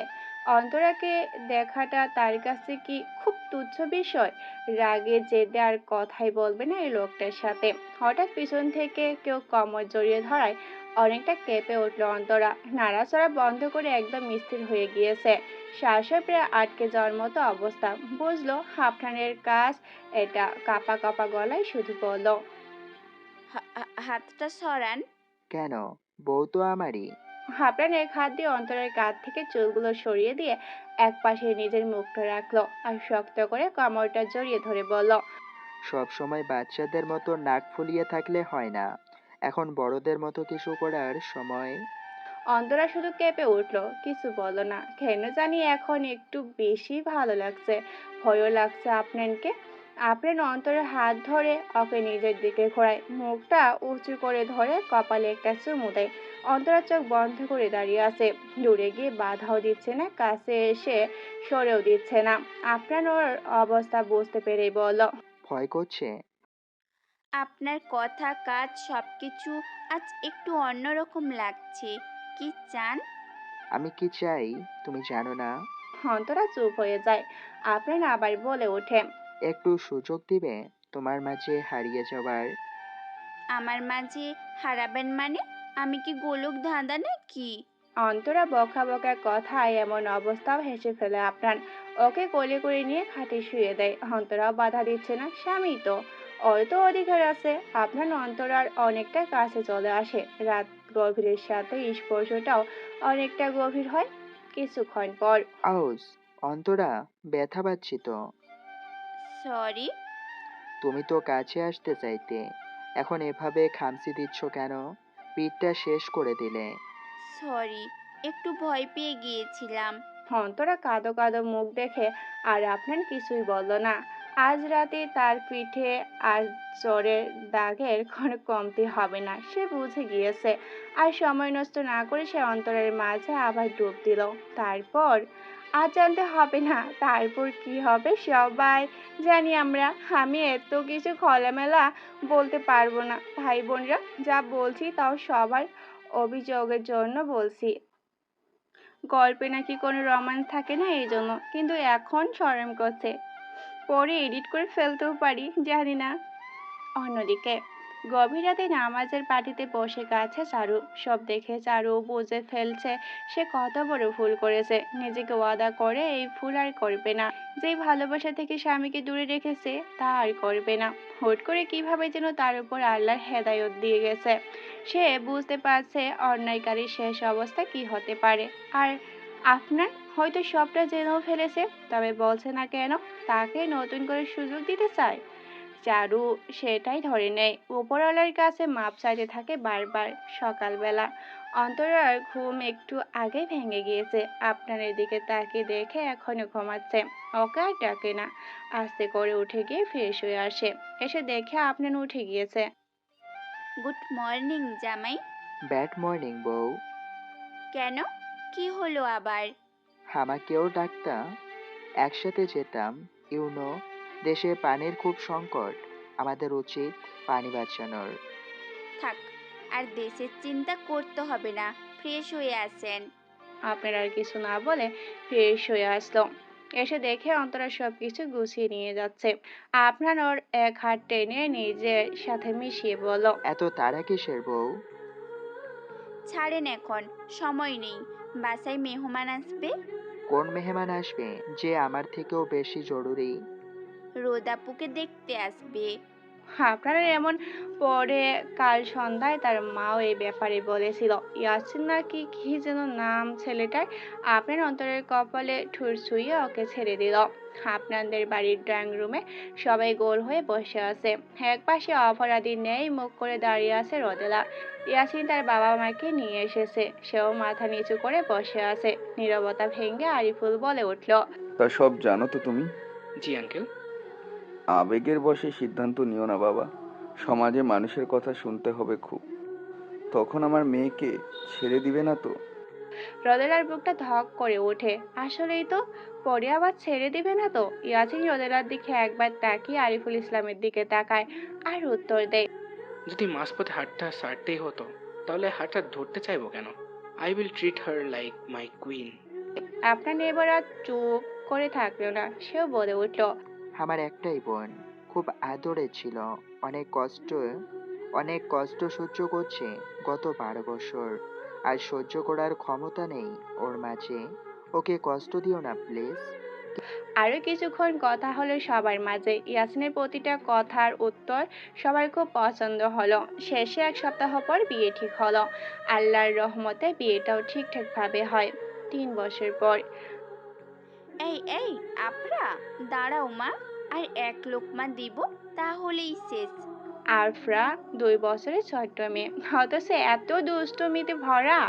অন্তরা সারা দিন মেয়ের পিছন পিছন দৌড়াতে দৌড়াতে হাঁপিয়ে উঠেছে। আফরান ছুটিতে এসেছে কিছুদিন হলো, নিচে বসে চা পান করছিল। এমন সময় আফরা দৌড়ে এসে বাবার কাছে লুকায়। আফরান কোলে নিয়ে মেয়েকে আদর করতে করতেই বলে, কি হয়েছে আম্মু? মা জোর করছে? থাক, বাবার কাছে থাকো। আম্মু জোর করবে না। অন্তরা আফরানের উপর রাগ হয়ে রান্নাঘরে চলে যায়। লাই দিয়ে দিয়ে মেয়েকে মাথায় উঠিয়ে রেখেছে। এমন সময় সায়েম এসে বলে, ভাবি, আর কিছু না বলে কান্না করে দিল। অন্তরা ভেবাচেকা খেয়ে বলে, কি বাচ্চার মতো কাঁদছো কেন? চাকরি তো পেয়ে গিয়েছি, একটু ফারিয়াকে রাজি করান। সবাই বিয়ে করে সেটেল হয়ে গিয়েছে, খালি আমি দেবদাসের মতো ঘুরছি। দূর। আচ্ছা, চাচিকে বলে দেখবো। সায়েম আর কিছুই বলে না। এই ফারিয়া মেয়েটার এত জেদ। একবার বলেছে পড়াশোনা শেষ করে বিয়ে করবে, মানে সেটাই করবে, শুধু সত্যি সত্যি ভালোবেসেছিল বলে, নয়তো এতদিনে অন্য কাপল হয়ে ঠিকই ব্রেকআপ হয়ে যেত। অন্তরা রুমে বসে কাপড় গোছাচ্ছে। আফরা বিছানার এক পাশে গুটিসুটি হয়ে ঘুমাচ্ছে। অন্তরা কাপড় গুছিয়ে ড্রয়ারে রেখে আসতেই আপনার এসে ওকে জড়িয়ে ধরে। এই পাগল আপনি? হুম। আপনার কিছু না বলে ওকে শক্ত করে জড়িয়ে ধরে আর বলতে থাকে, শুনলাম কাল নাকি রোদ আপু আসবে। হ্যাঁ, এখন থেকে আগামী কয়েক মাস এখানেই থাকবে। ডেলিভারির ডেট তো দিলই। দেখা করে যেতে পারলাম না। অন্তরের মনটা খারাপ হয়ে যায়। আজ বিকেল চলে যাবে আপনার, তবে এখন এসবের অভ্যাস হয়ে গেছে। বউ, একটা কথা বলি? বলো। ভালোবাসি। অন্তরা হেসে দেয়। বিয়ে 3 বছর পরও ও বদলায়নি। অন্তরা ওর গালে একটা চুমু দিয়ে বলে, আমিও আপনাকে অনেক অনেক ভালোবাসি আমার বাবুর আব্বু। ছোট মেয়ে আফরাও ঘুমের মাঝে একটু কেঁপে ওঠে। জেনে সেও বলছে, আমিও তোমাদের ভালোবাসি আব্বু আম্মু। সমাপ্ত।